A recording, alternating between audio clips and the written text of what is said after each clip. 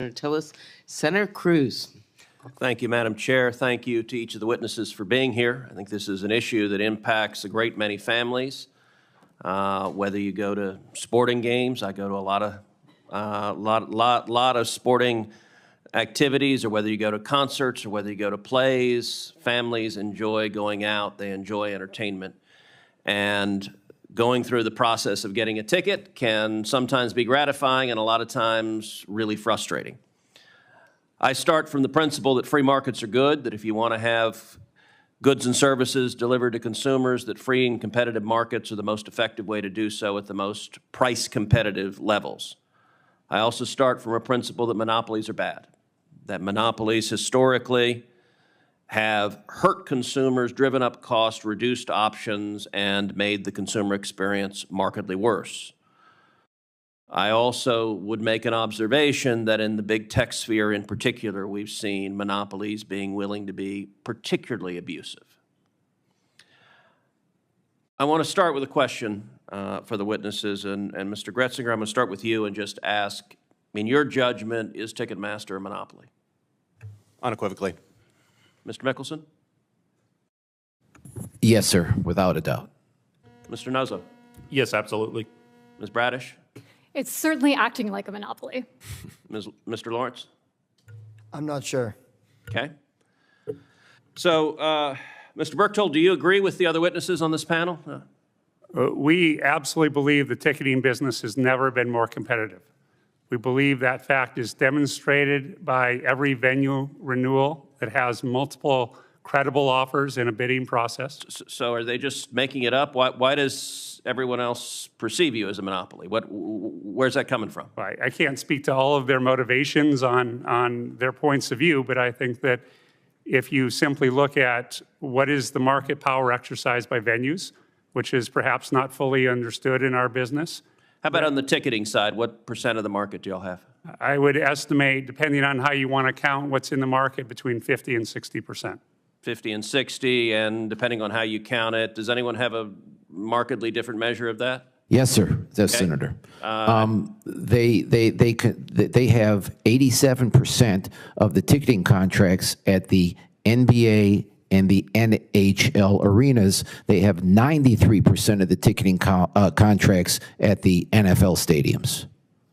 Those are the most important venues. You cannot include, if he's including, it's, yes, I'll stop there. And can I fairly blame Mr. Berchtold for the Texans having such a lousy season and the Rockets having such a lousy seasons and the Cowboys just losing? I mean, but the Astros did win the World Series, so I have something to cheer about. But I guess I can't blame you for that, but I recognize the frustrations. Let me ask you,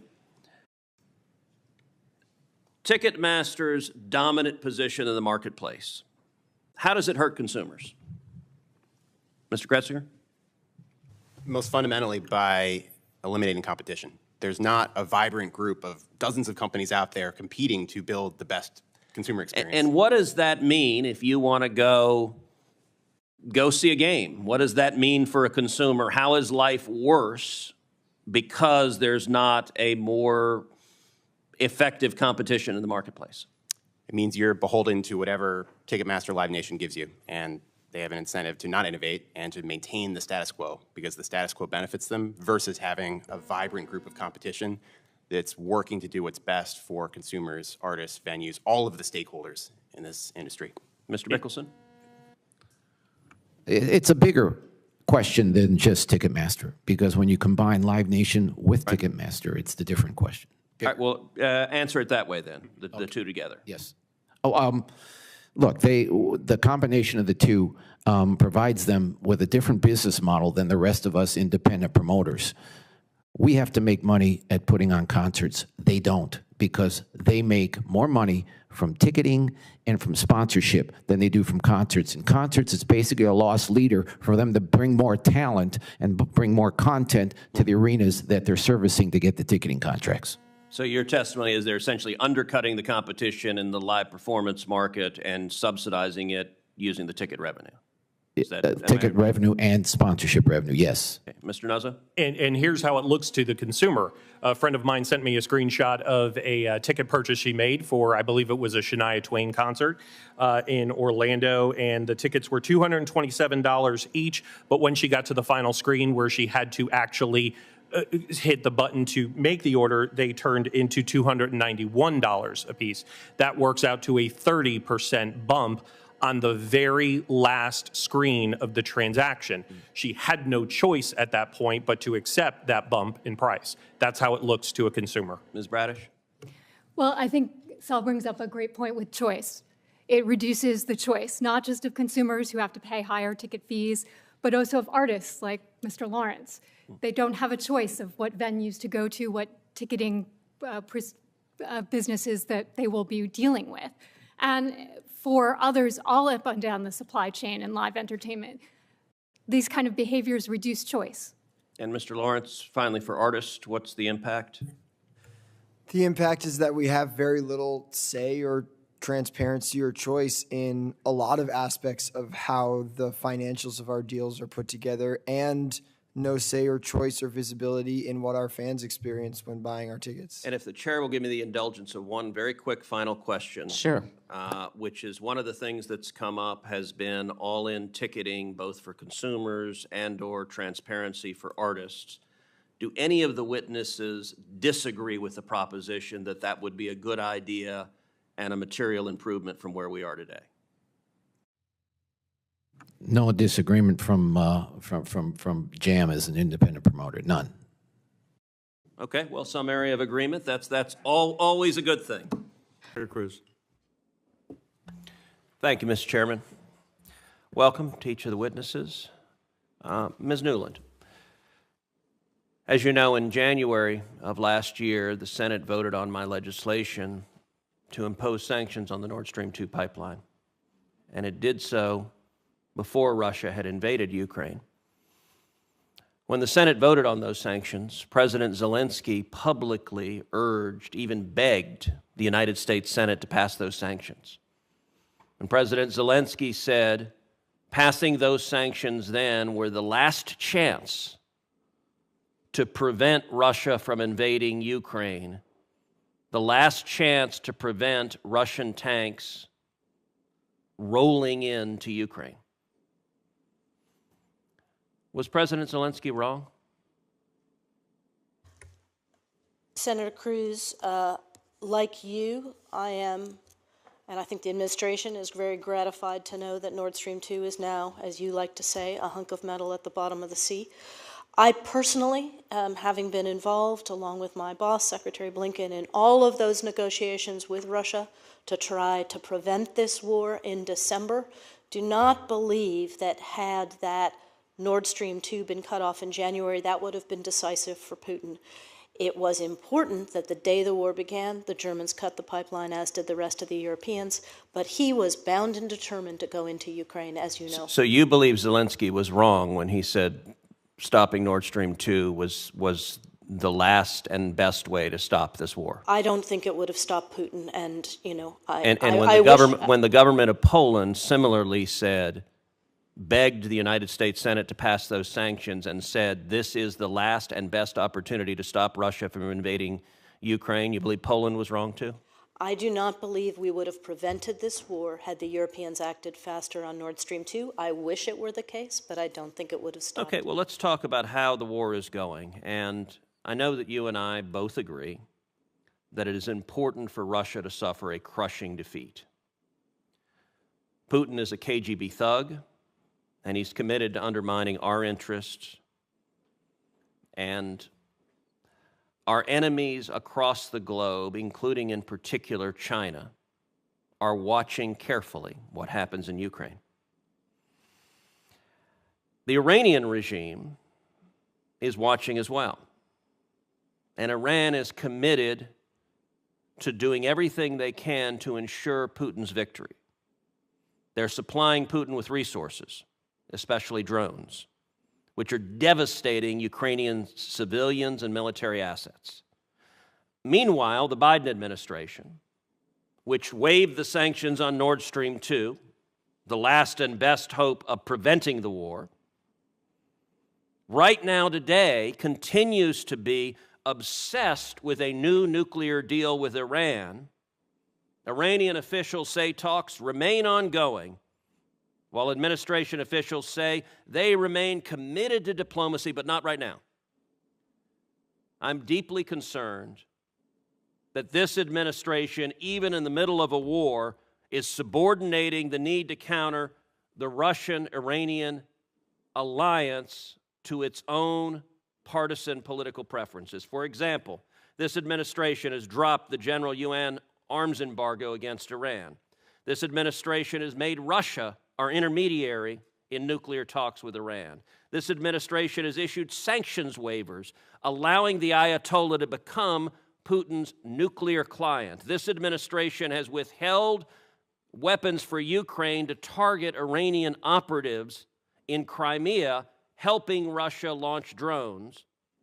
And this administration has avoided using relevant sanctions authority against Iranian banks, facilitating the transfer of drones to Iran. As a result, Iran has been able to dramatically boost Putin's war in Ukraine. Meanwhile, America and the American taxpayer are shouldering the burden of assisting Ukraine, while the Biden administration is greasing both sides of this war. Let's talk about Iran's supply of drones to Russia. The Biden administration made an immediate decision to go to the United Nations and drop the general UN arms embargo on Iran because they say it was required by the original JCPOA nuclear deal. Biden officials say part of the embargo dealing with drones is still in place, but even that measure will expire this fall pursuant to the JCPPA. I believe the Biden administration should immediately go to the UN, invoke our snapback authority, and keep the embargo in place. Do you agree? Or do you believe we should allow the UN arms embargo on Iran to expire and allow Iranian drones to continue to go to Russia and be used against the people of Ukraine? Time of the senator has expired, but please answer his question. Thank you. Senator Cruz, you are absolutely right that Iranian drones are fueling this war, and that is why we have taken many increased sanctions measures against Iran over the last couple of months, including against the IRGC Guard Corps Aerospace Force, the Quds Force aviation industry, the Shahed aviation industry, Russian aerospace forces. Have you stopped the drones? We have not stopped the drones, and this is part of the problem. But we know what Iran looks like, and we also know who Russia's friends are: Iran, North Korea, and Hamas. As you know, we are not currently in active discussions with Iran. You know, it is not prepared to take these negotiations seriously right now, and we have many of the same concerns that you have, but I look forward to speaking with you in a separate setting about our larger strategy vis-a-vis Iran. I think this is probably not the appropriate setting for that. Thank you. Senator Coons. Thank you, Chairman Menendez, and thank you, all three of you, for your service and for your work to continue to help lead the efforts of our administration in combating technology in the point-to-point system. But anyway, Senator Cruz. Thank you, Madam Chair, and thank you to each of the witnesses, and thank you also. There are many pilots and individuals who are here for this hearing, and I know many of you are Texans, and so welcome to Washington. We're glad to have you here.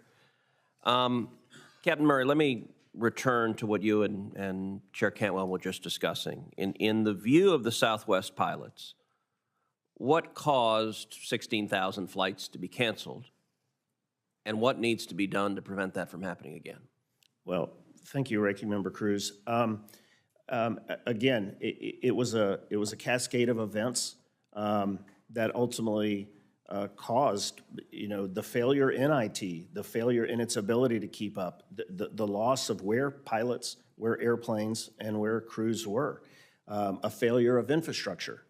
Our operations agents who have a front row to our customers and board our airplanes weren't sure what was going on, nor could get answers. So it was a failure epically from top to bottom. We had crews that were on the phone. We have screenshots, 17 hours on the phone trying to get a hold of someone.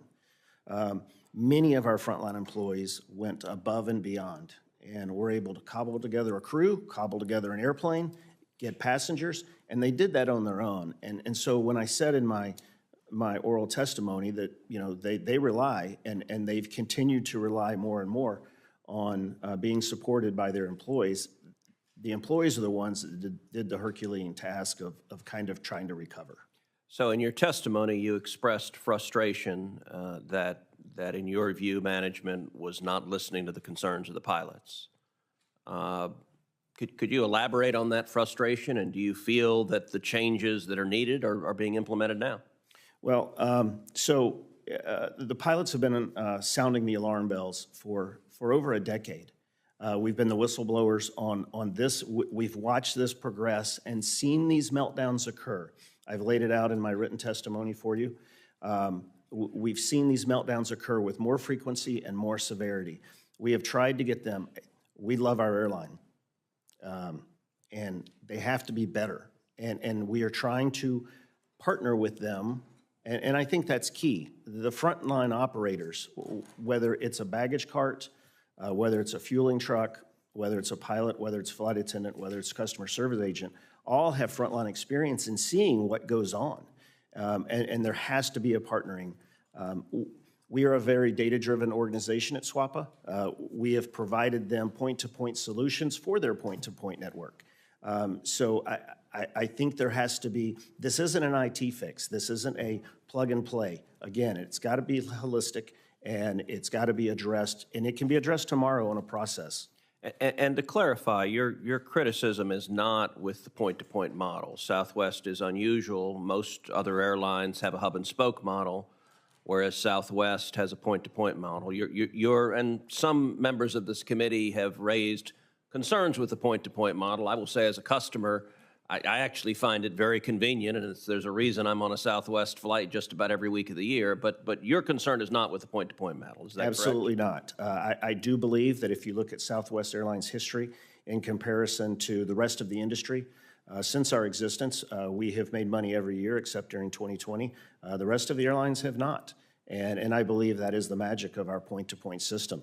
I think our customers love it. I believe it gives us a competitive edge. More importantly, during downtimes, it provides some flexibility and some agility to take advantage of times. Herb Kelleher has a famous quote that we've predicted 12 out of the last 5 recessions. And it was our point-to-point network that provided for that. Dr. Winston, some of the proposals that have been discussed by Democrats on this committee, and indeed by President Biden in the State of the Union address, involve the government regulating things like pricing, things like fees that customers are paying, regulating things unrelated to safety. And let me be clear, I think it is an integral responsibility of the government, the FAA, to focus on safety and ensure safety for the flying public. And I can understand the appeal of saying to people, you don't want to pay this fee or that fee. I could understand the appeal of saying that every airline must have only first-class seats and a free foot massage with every flight, and that would make flying quite comfortable, but it would also predictably drive up the cost of air travel and price many Americans out of the market of being able to travel for work or leisure. So, Dr. Winston, what would the effect be of the regulations being discussed for the flying public, and would consumers be better off or worse off with the federal government regulating pricing and fees and other aspects of airline travel unrelated to safety? Thank you. So I think the important thing here, we need to be specific, and we want to work with the counterfactual. So we don't, it's a little hard to understand if we go very general saying a regulation. I want to know, what regulation are we talking about? And then we just spin through, okay, what is going to be the full effect of that regulation? So I'll mention one. You know, suppose we say that all checked luggage is free. You know, we have to allow people to be able to check luggage and not charge them. And, you know, on the face of it, that sounds a good thing. People want to check their luggage. They don't want to pay extra fees, but then spin through what's going to happen. Well, airlines are going to incur a cost from that. This is all airlines, not just Southwest. And this is a competitive industry, and they can't incur these costs. They have to pass them on, and they will with higher fares. And we can continue to do this exercise with pretty much anything that I've heard thus far recommended. Now, people complain about transparency. That's a different issue. I mean, certainly airlines, and I don't really know why companies do this, can say, look, here's the price, and quote, does not include in bold letters extras. Put an asterisk and say, here are the extras. So people know they have to pay for baggage, and so on and so forth. So, that's in general what we can expect to see, and we can plug in specific policies. Am I allowed to say something else? Well, if it's really very short, because we're over this time and we need to get to various members. Okay, very short. All airlines run point to point. The only flights that are not point to point are those that crash. Southwest really does not run that different a network than other airlines. Senator Baldwin.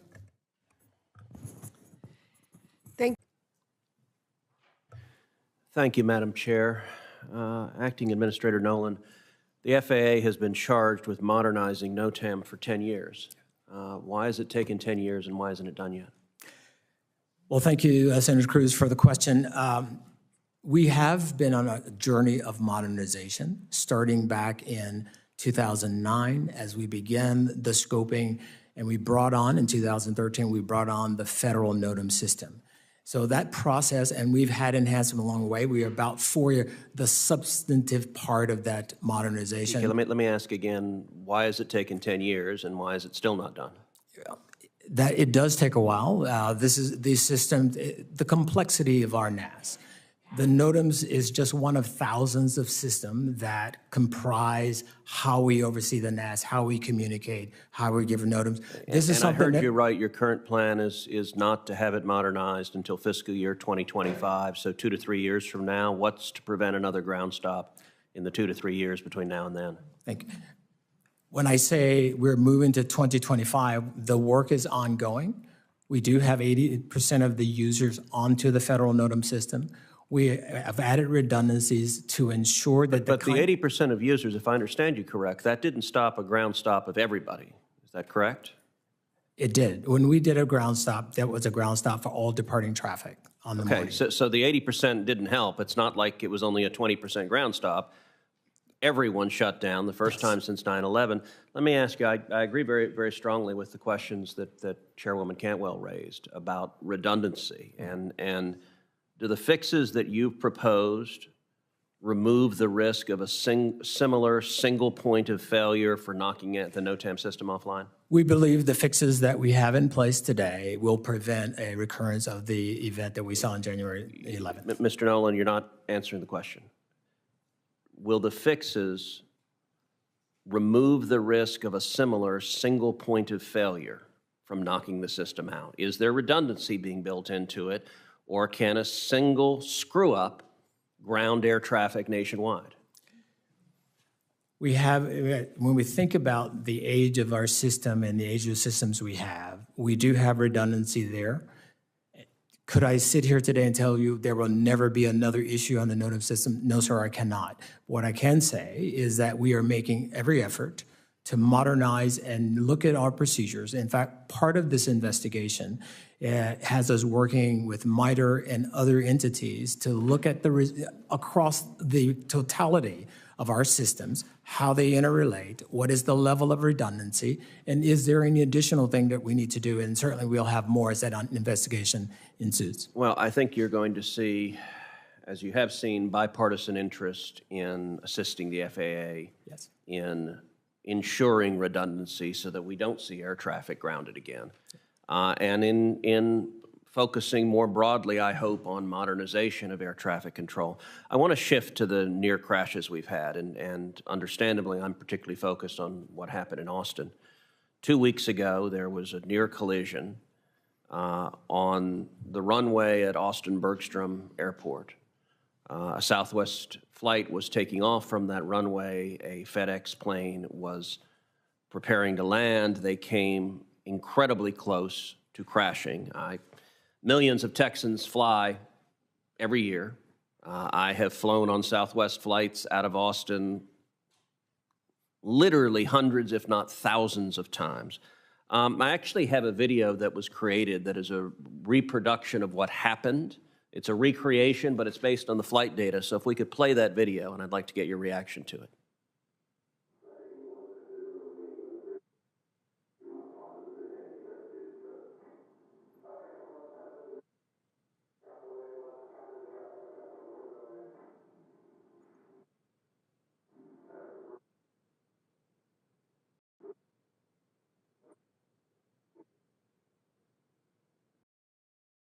Roger, route to 737. Roger. Southwest Hills, confirm on the road. Roll on now. Southwest aboard. FedEx is on the go. Southwest 708, Roger, you turn right when able. Yeah, you get it.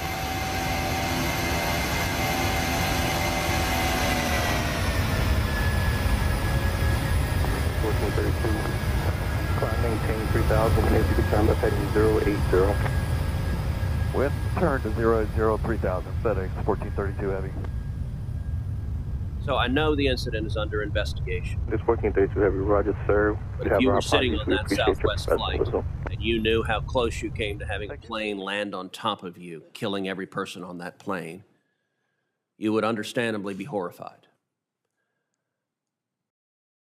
It is only through, as I understand it, the heroism of the pilots being alert and seeing what was happening that that tragedy was averted. And yet, my question is, how can this happen? How did air traffic control direct one plane onto the runway to take off and another plane to land and have them both within 100 feet of each other? And what can we do to make sure that doesn't happen again? Well, thank you, Senator Cruz, for the question. Certainly, we are letting the investigation play itself out. Having been an airline captain, having been a pilot for more than 42 years, and an accident investigator, we'll go where the facts take us. What is not represented on the video there, it appears to, I clear below in 22 days, what we'd say in pilot jargon, but actually the tower visibility was 0, it was a low visibility day. It is not what we would expect to have happen. But when we think about the controls, how we train both our controllers and our pilots, the system works as it's designed to avert what you say could have been a horrific outcome. The pilots saw, the FedEx pilots saw. Let me just underscore the urgency of preventing that sort of incident from happening again. Yes, sir. Thank you. Senator Cruz. Thank you, Mr. Chairman. Administrator Milgram, would you agree that the vast majority of the heroin, the methamphetamine, and fentanyl we see in American communities comes from Mexico? Senator, I would say that the vast majority of fentanyl and meth is coming from the two cartels, Jalisco and Sinaloa, from Mexico. They also transport heroin and cocaine in, but I would not say the vast majority of heroin and cocaine. I would say the vast majority of fentanyl and meth.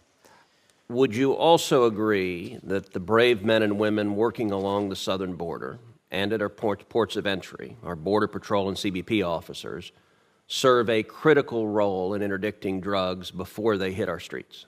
Senator, as I say often, the way at DEA, we are the only single mission federal law enforcement agency committed to narcotics and to stopping the global supply chain. We play offense, and so we're tracking these cartels worldwide and across our So is that a yes? We've got limited time. DHS's responsibility is to maintain the southern border and the ports of entry. Our investigations do tell us that the vast majority of fentanyl is coming in the ports of entry, 2 particularly in California and 2 in Arizona.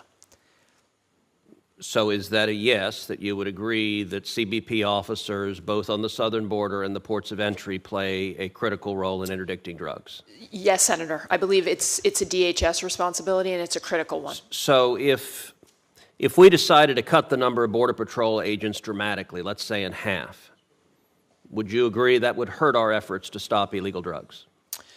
Senator, I would defer some of this to the Department of Homeland Security and Secretary Mayorkas. You're not willing to answer that question? But here's what I would say about this. We believe that DHS plays vital defense. Okay, those are talking points. Would cutting the number of CBP agents in half hurt our ability to stop drugs? Yes or no? Senator, I believe it would. Okay. That's effectively what's happened under the Biden administration. Because right now today, more than half of the CBP agents are engaged in housekeeping and chauffeurs and babysitting of the 5.5 million illegal aliens who have crossed the border. They're not on the border. They're not at the ports of entry. They are instead processing the highest rate of illegal immigration in history. Now, Democrat members of Congress have the remarkable claim that the open borders under Joe Biden has no impact on the record fentanyl and drugs that are flooding across our borders. Between October 2021 and September 2022, one CBP source estimated there were 364,000 gotaways, people that ran away at the southern border. Another Border Patrol officials put the number of gotaways at 1.2 million. Gotaways can vary from terrorists on the terror watch list. In fiscal year 2022, 98 people on the terror watch list were encountered at the southern border that we know of. Or they can be drug dealers carrying drugs. Is that correct? Senator, I'm going to defer questions on the border and the ports of entry to the Department of Homeland Security. So the DEA has no view on whether drug dealers crossing the border carry drugs? Senator, as I said from our investigations, what we see is that the majority of fentanyl I didn't ask the majority. I said drug dealers and gotaways are carrying drugs, many of them. Senator, what we see is mostly what we see is mostly tractor trailers and personal vehicles. All right, so you're sticking to the talking points closely, and congratulations, it's the Democrat talking points, that the open borders don't matter, that 328,000 or 1.2 million gotaways don't matter. We had 100,000 people die last year of drug overdoses. My sister died of a drug overdose just over a decade ago. This is a crisis, but it is a man-made crisis. This administration made a conscious political decision to open the borders. And one of the results is they have turned Mexican drug cartels into multi-billionaires. In 2018, the amount of money cartels made from human trafficking, according to the New York Times, was $500 million. Now, just from human trafficking, the cartels are making $13 billion a year. Again, according to the New York Times, that's a 2,600% increase. Administrator Milgram, the single best thing that happened to Mexican drug cartels in history was Joe Biden becoming president, opening the border, and making tens of billions of dollars for these vicious criminals. In your judgment, is it a good thing that these cartels now have tens of billions of dollars from human trafficking and drug trafficking? Senator Cruz, I really appreciate the opportunity to answer your question. And as I have said clearly and will continue to say, there are two cartels in Mexico, the Sinaloa and Jalisco cartel, that are responsible for the devastation that we are seeing on the streets of our country. It is our top operational priority to defeat those two cartels and to stop the fentanyl and methamphetamine that is flooding into our communities. Would you answer the question I asked? Is it a good thing for them to have tens of billions of dollars now that they didn't have? Senator, we are doing everything we can. Okay, you're refusing to answer the question. And it shouldn't be a hard question. Every amount of money, if I please, if I could finish. I very much understand your point. We believe that the cartels are making billions of dollars on illicit good or fentanyl. bad? It is a terrible thing. Okay, thank you. Senator Merkley. Thank you very much, Mr. Chairman. Thank you, Madam Chair. Welcome to each of the witnesses. Thank you for being here. Dr. Pat, always good to see a fellow Texan. Welcome to D.C.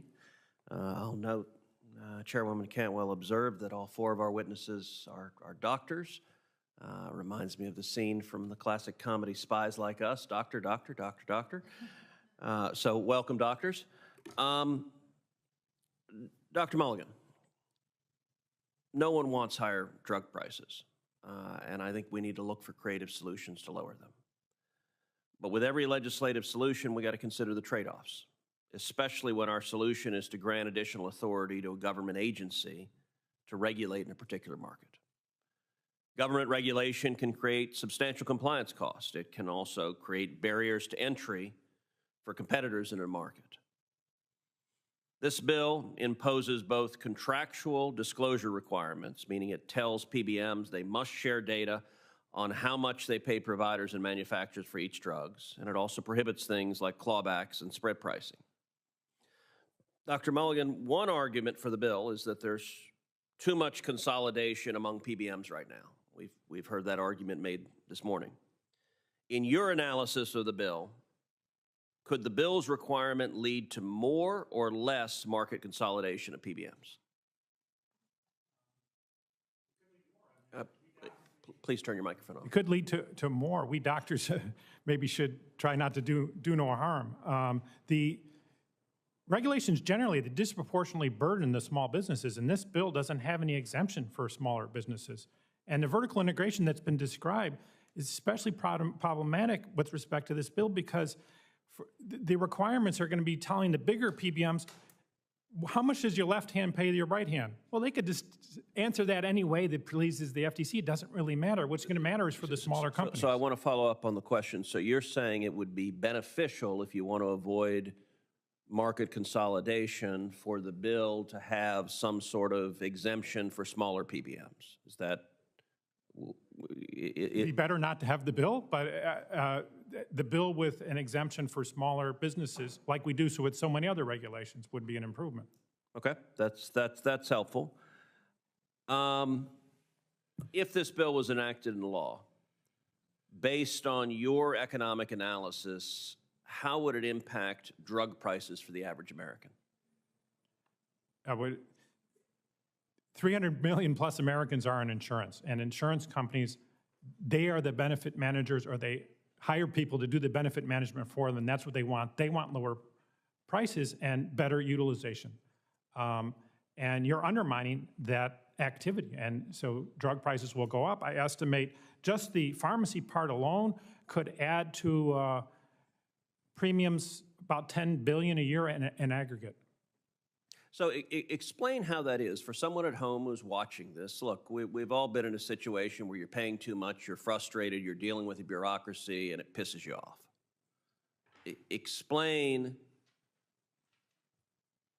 what you believe would be the negative consequences of this bill for a consumer at home that wants high-quality health care, high-quality pharmaceuticals at an affordable price. If I understand you correctly, you're concerned this bill would be counterproductive for that. That's right. We have pharmacy companies and manufacturers who have market power. And the best way consumers will be able to deal with that is to join these buyers clubs, like they do with Costco. And now you're going to undermine the one tool they've had to try to create some competition in that space by burdening the very companies whose job it is and who have successfully gotten lower prices for the consumers. So if you're correct that this bill would hurt patients by driving up costs, typically when one group is being hurt in the economy, somebody else is doing better. So if consumers would lose money, who would get the money? Who makes out well under this bill? Well, it's not a zero-sum game, so the winners actually gain less than the losers from this bill. But the winners are the manufacturers. There'll be less competition among manufacturers. So like Big Pharma? Big Pharma, and the pharmacy companies.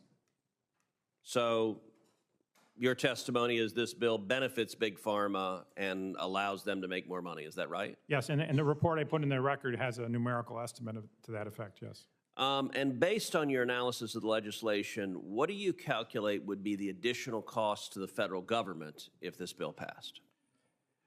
I still have to see how Chairwoman Khan interprets some of these words in the bill, but easily $10 billion a year to the federal deficit, maybe $40 billion a year, maybe more. So over 10 years, you're talking somewhere between $100 billion to $400 billion in cost to the taxpayers? Yes, it's in the ballpark of that rebate rule that was scored by OACT and CBO. Wow. Okay, thank you, sir. Senator Welch. Thank you, Mr. Chairman. Welcome to each of the witnesses. Many judges across the country follow a straightforward mode of constitutional interpretation that is looking to the original public meaning of constitutional language. Original public meaning posits that the object of interpretation is the constitutional or statutory text as reasonably understood by the American people at the time of the provision's enactment. The ERA resolution was passed out of Congress in 1972, and it had a clear and unambiguous deadline. Every person in this room understands what that deadline was. And in 1972, every person understood it as well.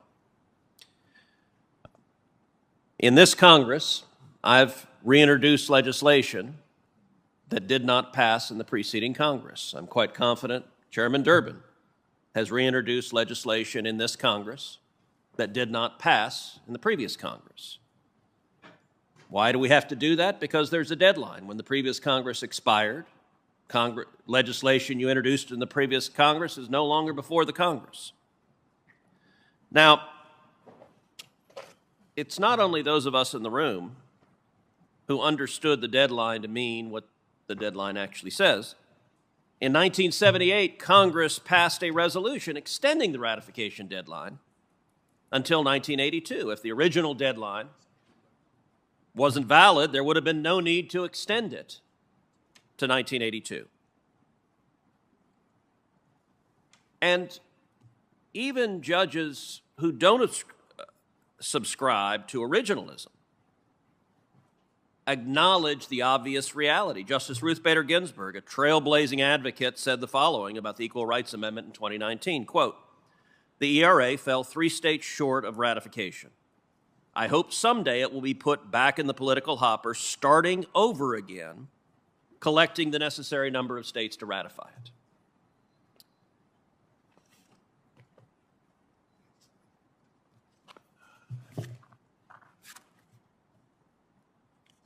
Professor Foley, what was the Corwin Amendment? Corwin Amendment was an amendment that would have basically prohibited Congress from, or the states from, well, Congress specifically, from messing with slavery. And are there states that have attempted to rescind their earlier approval of the Corwin Amendment? Yes, several. So Maryland in 2014, Illinois in 2022? Mm-hmm. It would seem that legislators from those states, Illinois in particular, want to have their cake and eat it too. On one hand, they want to say, in the ERA context, that a state cannot rescind its previous ratification. But at the same time, they want to be able to rescind their own ratification and conclude that doing so is perfectly permissible when it concerns a different topic, when it concerns slavery. Are those two positions consistent? Don't seem consistent to me. Professor Foley, have other constitutional amendments contained deadlines? Sure. Every constitutional amendment since the 18th Amendment has contained a deadline, except for the 19th, which is gender voting rights. So 8 of the last 9 amendments have had deadlines? Yes. Is there Supreme Court precedent that deals with Congress's ability to include a deadline when it provides instructions for ratification? Yeah, absolutely. Dillon v. Gloss and Coleman versus Miller. Ms. Braceras, good to see you. Welcome. You and I were Nice to see classmates you, in law Senator. school. Good to see you. Let me ask you, when the original version of the ERA was introduced, what was the state of the law concerning discrimination against women, and what protections are there to protect women against discrimination today? It was very different. When it was introduced in the House first in 1971, and at that point the Supreme Court had not yet decided Reed versus Reed, which is the famous case brought by the late Justice Ruth Bader Ginsburg that established that the Equal Protection Clause of the 14th Amendment prohibits government from treating similarly situated men and women differently. So that had not been decided. when the ERA was first introduced. There were a lot of other things, laws that had not been passed to protect women. Pregnancy So there are today vigorous protections against gender discrimination. And let me ask you, both constitutional and statutory. since my time has expired, let me just ask you, what are some of the potential consequences for American society if the ERA were ratified now into the Constitution? Well, I think one very important thing is that the meaning of the word sex was quite clear in 1971. Today, there are many people who are trying to argue that the word sex also includes gender identity. And so, Including the Supreme Court in Bostock. right. So if the ERA were to be passed today, it would open up a whole host of areas to private women's spaces to men who identify as women. Mr. Chairman, I would ask unanimous consent to enter into the record a letter from Concerned Women of America concerning this amendment. Without objection. Thank you. Senator Ossoff. Thank you, Madam Chair. I want to thank each of the witnesses for your testimony. It's been powerful. Ms. Allison, in particular, I want to thank you for your courage coming and speaking up. I'm sorry about the loss of your mom. That's very difficult, and you're sharing the story of your young children and what they're going through is really powerful and moving. And so thank you for giving voice to their fears, their concerns. Thank you also for giving voice. There are other moms from East Palestine who are here with you and standing with you, and thank you for speaking for them as well. I wanted to ask you, we're still relatively early in the aftermath of the derailment, but at least to date, are you satisfied with the response you've seen, number one, from the federal government, and number two, from Norfolk Southern? Do you feel that the families who've been impacted by this have received what you need, have received the compensation you deserve? And if you're not satisfied, what more do you think is needed?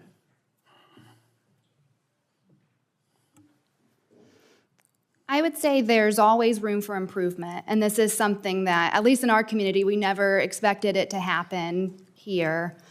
I would say that there has been some response, but specifically in regards to Norfolk Southern, I do think there are a lot of opportunities for improvements, at least from a lot of the community members. And I just shared my experience, but I do have testimonies from about 50 other residents with me today that I can share with you. I was reading those last night in my hotel room and just tears streaming down my face. It's absolutely heartbreaking. I'm a market researcher by trade, and so looking at all of this data in the aggregate, what I saw time and time again was people were saying essentially they feel like Norfolk Southern is just offering breadcrumbs throughout the community with funding. And then, so right now, for people that don't feel safe at home, we did receive a flyer that said that you could leave the community for the time being if you wanted to reevacuate, and some people have chosen to do that. However, there's not clear guidelines of what is going to be paid for and what's not. And so when people go to the assistance center, some people are having a good experience, and then some people are really being questioned about, why do you feel like you should leave? Why do you feel like you need this money from us? And really feeling interrogated. And so that's really concerning, because I think a lot more data needs to come out. This testing that the EPA finally said that they're testing for dioxins, et cetera. That's really good, but there's so much data that needs to come out there. And again, a couple of things. One, you can make the data look however you want. And also, two, you can test or not test for whatever you want. So I think from a community perspective, we just want to make sure that everything is being tested that should be tested. And we're not really sure if that's being done or not. So I would say we're just really, everybody loves living in East Palestine, and we would like to stay there, but only if it's safe. And so there's a lot of confusion in the community about whether long-term, if it's a good choice to stay or not. Well, I'm certain you mentioned the 50 statements you had, I'm certain that the chair would love to have you submit those statements for the record for the committee, and I'm sure members on both sides of the aisle would like to see those statements. one of the things you testified about is the concerns about the drop in home values. And I can understand that being a very real concern. You mentioned you've done work as a market researcher. Are there any data that are actually quantifying what the loss in home values has been? And if so, at this point, are the residents being offered any compensation? Is Norfolk Southern offering to make residents whole for the loss in home values? If a family decides that they want to move, are families able to sell their homes? Are there any buyers? Or, I mean, one of the things you said powerfully is even if we want to leave, we can't leave. Is there any relief being offered now to say, if you make the decision to move your home and to move your family somewhere else, there is an avenue for you to sell your home and get a fair market price for it? The short answer is, as of today, no. There is not clear-cut explanation or parameters of how you would do that. We've heard time and time again from Norfolk Southern that they're going to make it right and that they're looking into some long-term health care monitoring and assistance and home value protection, but details of that plan have not been disclosed to residents as of today. I would encourage for you to let this committee know as it goes forward if there are residents who are looking to move and can't sell their homes. This committee is very interested in making sure that the community of East Palestine is treated fairly and that what you're going through, you receive what is just. And so I would invite you to provide this committee with the specifics so that we can expedite and facilitate making it right. Thank you. We are going to get to the second panel, but Senator Welch, did you have a question? Just briefly, this is really very moving. You know, listening to Ms. Allison, small communities have something that's really very, very special. It's trust. You trust one another. And there's been a breach of trust here. One of the biggest beneficiaries of the trust in a community like yours, and we have many like yours in Vermont, one of the biggest beneficiaries is Norfolk Southern. They can roll their 2 to 3 mile trains through there without anybody asking a question because you trust them to do the right thing. And they didn't do the right thing. And they had the opportunity to do the right thing, but they made other priorities, stock buybacks in the billions, shortening crews, doing the things that a mom would never do to take a shortcut to provide that security, like to your 7-year-old. And the heart of the discussion here is whether, as a result of the breach of trust by a very large and very powerful, very wealthy corporation, your government, it's your government, should step in to restore justice to you and your fellow citizens. And that's what this hearing is about. Will government step up to provide physical, emotional, and health security as a result of this, just like it would if there was a military threat to our country, where government has got to be on the side of folks like you and your neighbors. So I'm very grateful to you, feel very badly at that breach of trust, because, you know, that trust gets you through hard times. You don't even complain because you know your neighbor's got your back. Well, you have to know the government's got your back. We admire you. This is going to go on for some time, as Governor DeWine said. But I think all of us in this legislation are going to do our level best to respond to you and your neighbors and what you're going through. Thank you. Thank you, Senator Welch. And again, thank you to our colleagues, to Governor DeWine, to Ms. Allison. Thank you for a very compelling testimony. We'll now move to the second panel. Get here for our committee hearing. I appreciate it very All much. right. And having Thank served with you for a long time, I know that you are quite capable of a wonderful filibuster. Thank you. I am sure we heard the virtues of the great state of Minnesota. Yes, and our highest voter turnout, which is higher than Texas. And the only thing you have on us is a bigger state fair, but that's only because you're open for 30 days. We actually have the bigger state fair, but continue on, Senator Cruz. I might disagree, but I'll pick a different forum for that discussion. Good afternoon. Welcome to everyone. Every American wants election processes that they can trust and that are neutrally applied. When secretaries of state or even state Supreme Courts contravene their own laws in order to skew election rules towards preferred political outcomes, this undermines the public faith in the democratic process. One such area for this is voter ID.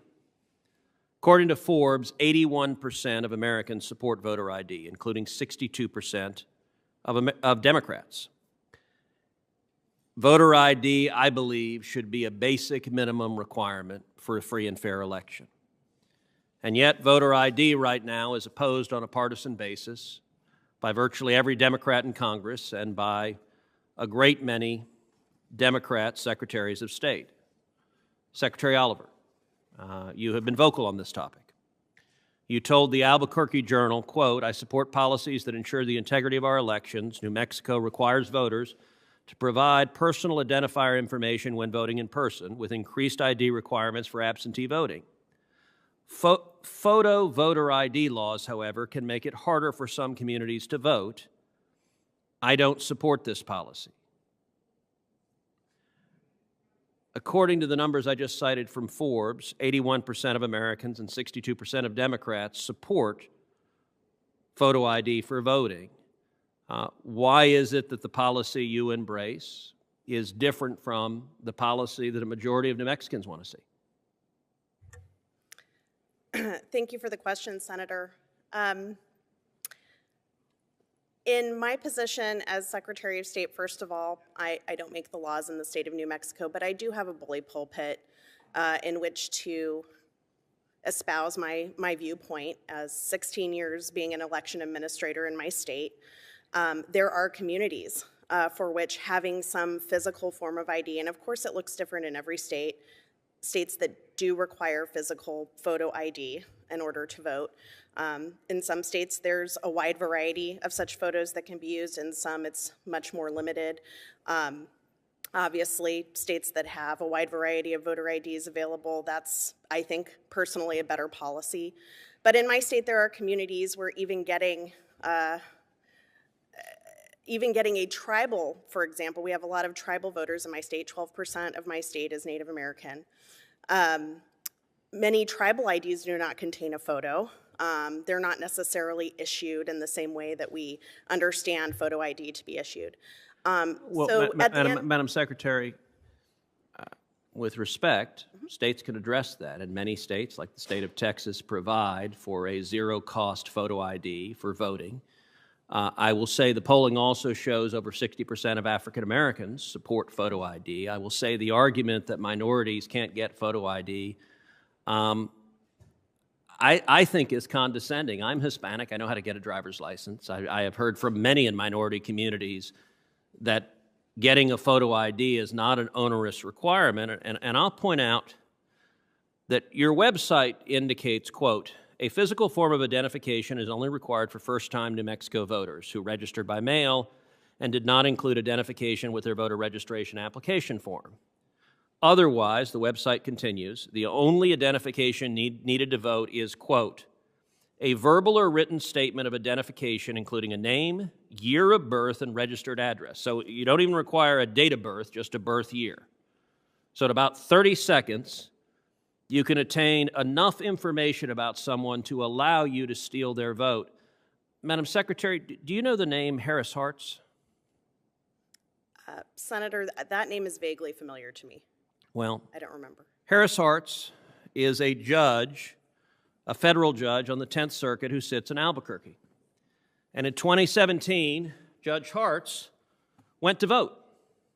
And he was barred from voting when the Albuquerque City Clerk's record showed that somebody else had already voted under his name. This is a federal judge in New Mexico, but you just needed his name and year of birth, which was pretty easy to find.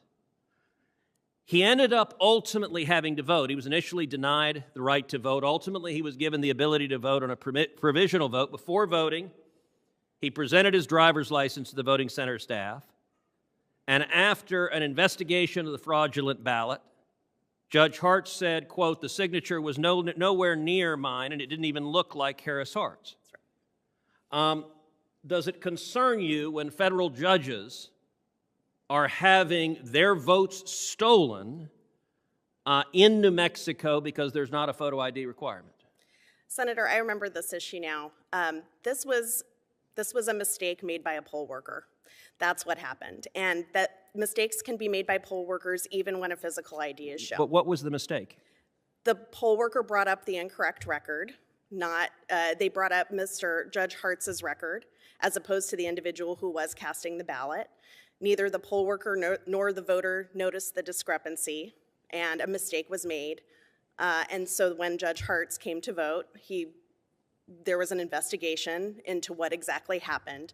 So it wasn't that the individual was attempting to steal Judge Hartz's vote. It was that there was a clerical error that was made. And clerical errors do get made in elections. They're regrettable, but they do. And I think we should protect everyone's right to vote. And I agree with 81% of Americans that photo ID requirements protect the integrity of our elections and protect your right to vote, my right to vote, and even federal judges' rights to vote. Thank you. Okay. Senator Cruz. Thank you, Madam Chair. Thank you to each of the witnesses who are here today. Chief Comstock, please, thank you for your service, and please express my gratitude to the men and women who were first responders, who were there when this horrific tragedy occurred, and thank you for their courage and the difference that each of them makes in the community. Chair Homendy, let me thank you also for the professional way in which the NTSB has approached this accident. I think you have been a truth teller. I think you have managed to avoid politics and focus on the substance of what caused this accident and how we can prevent it. And so it's not that often that we get to thank a public official for doing a good and effective job. I think you provided also some helpful suggestions in your testimony that I'm certain the committee will look closely at the specific suggestions you put forward. As I look at what caused this derailment, there are a number of factors, but one factor that from the early reports stands out is the hot box detectors. We now know that the terrain derailed past 3 hot box detectors prior to the derailment. 30 miles away, the reading was 38 degrees above ambient temperature. Then 20 miles away, it had risen to 103 degrees above ambient temperature, so it had risen dramatically. And then just prior to the derailment, it was 253 degrees above ambient temperature, reflecting that the bearing had locked and derailment was imminent. Mr. Shaw, why did this trend in temperature not trigger an alert earlier to stop the train? And in particular, why were you not able to stop the train after the second reading had gone from 38 degrees above ambient temperature to 103 degrees above ambient temperature? Senator, thank you for that question. I'll note that the NTSB report indicated that the crew did nothing wrong, and we certainly thank them for that. The hot box detectors were working as designed, and there were no track defects. Since the derailment and the preliminary results of the NTSB report, we led the rail industry, and the rail industry has also implemented implementation of far more hot box detectors across our network. We're adding 200 hot box detectors on our network to reduce the spacing between our hot box detectors. Our hot box detectors are already spaced amongst the lowest in the industry. And I think Mr. Jeffries had indicated that the entire industry was adding about 1,000 hot box detectors. Mr. Shaw, perhaps you didn't hear my question, so let me ask it again. The first hot box measured 38 degrees above ambient temperature. As I understand, the ambient temperature was about 20 degrees, so that was roughly 58 degrees. 10 miles later, the second hot box measured 103 degrees above ambient temperature. That's an increase of over 60 degrees in 10 miles. Why did Norfolk Southern not stop the train then and examine the bearing to make sure that it didn't melt the axle and that you didn't have a derailment? If you'd stopped then, it would have prevented the derailment. So my question is, why did the second hot box reading not trigger action? Senator, my understanding is that that second reading was still below our alarm threshold, which is amongst the lowest in the industry. In response to this, the industry has agreed to work together to share best practices with respect to hot box detectors, trending technology, and thresholds. So when you and I visited my office yesterday, you said your threshold is now 170 degrees above ambient temperature. As I understand it, at the time of the derailment, your threshold was 200 degrees above ambient temperature. So you're right, 103 was not 200 degrees. As you and I discussed, I've spoken with your competitors, other Class 1 railroads who have indicated that trending technology and algorithms can measure significant changes in temperature, and in particular can flag that when it goes from 38 degrees to 103 degrees, you need to stop and take a look at it.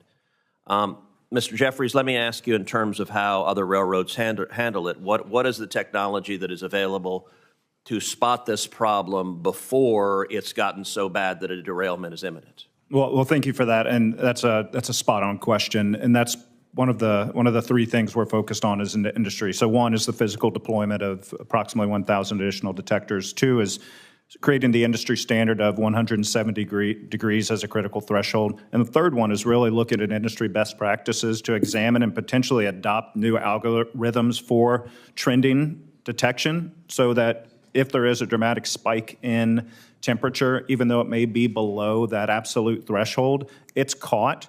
And so we've brought the entire industry together, and over the next month, we'll be reporting out, okay, what can we learn from each other, and what are the best practices we can adopt, and what other steps need to be taken based on the information we have and the predictive analytics we can put into place. And if I could ask one final question, Mr. Whitaker was trying to weigh in there. I don't know if you Mr. Whitaker, sure. I didn't see that, but sure, I would welcome you.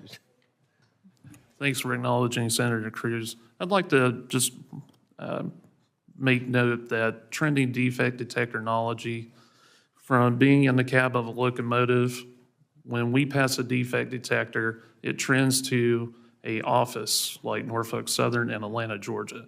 It doesn't convey to the railroad crews, which is a problem in this incident as well as many others that still continue to this day.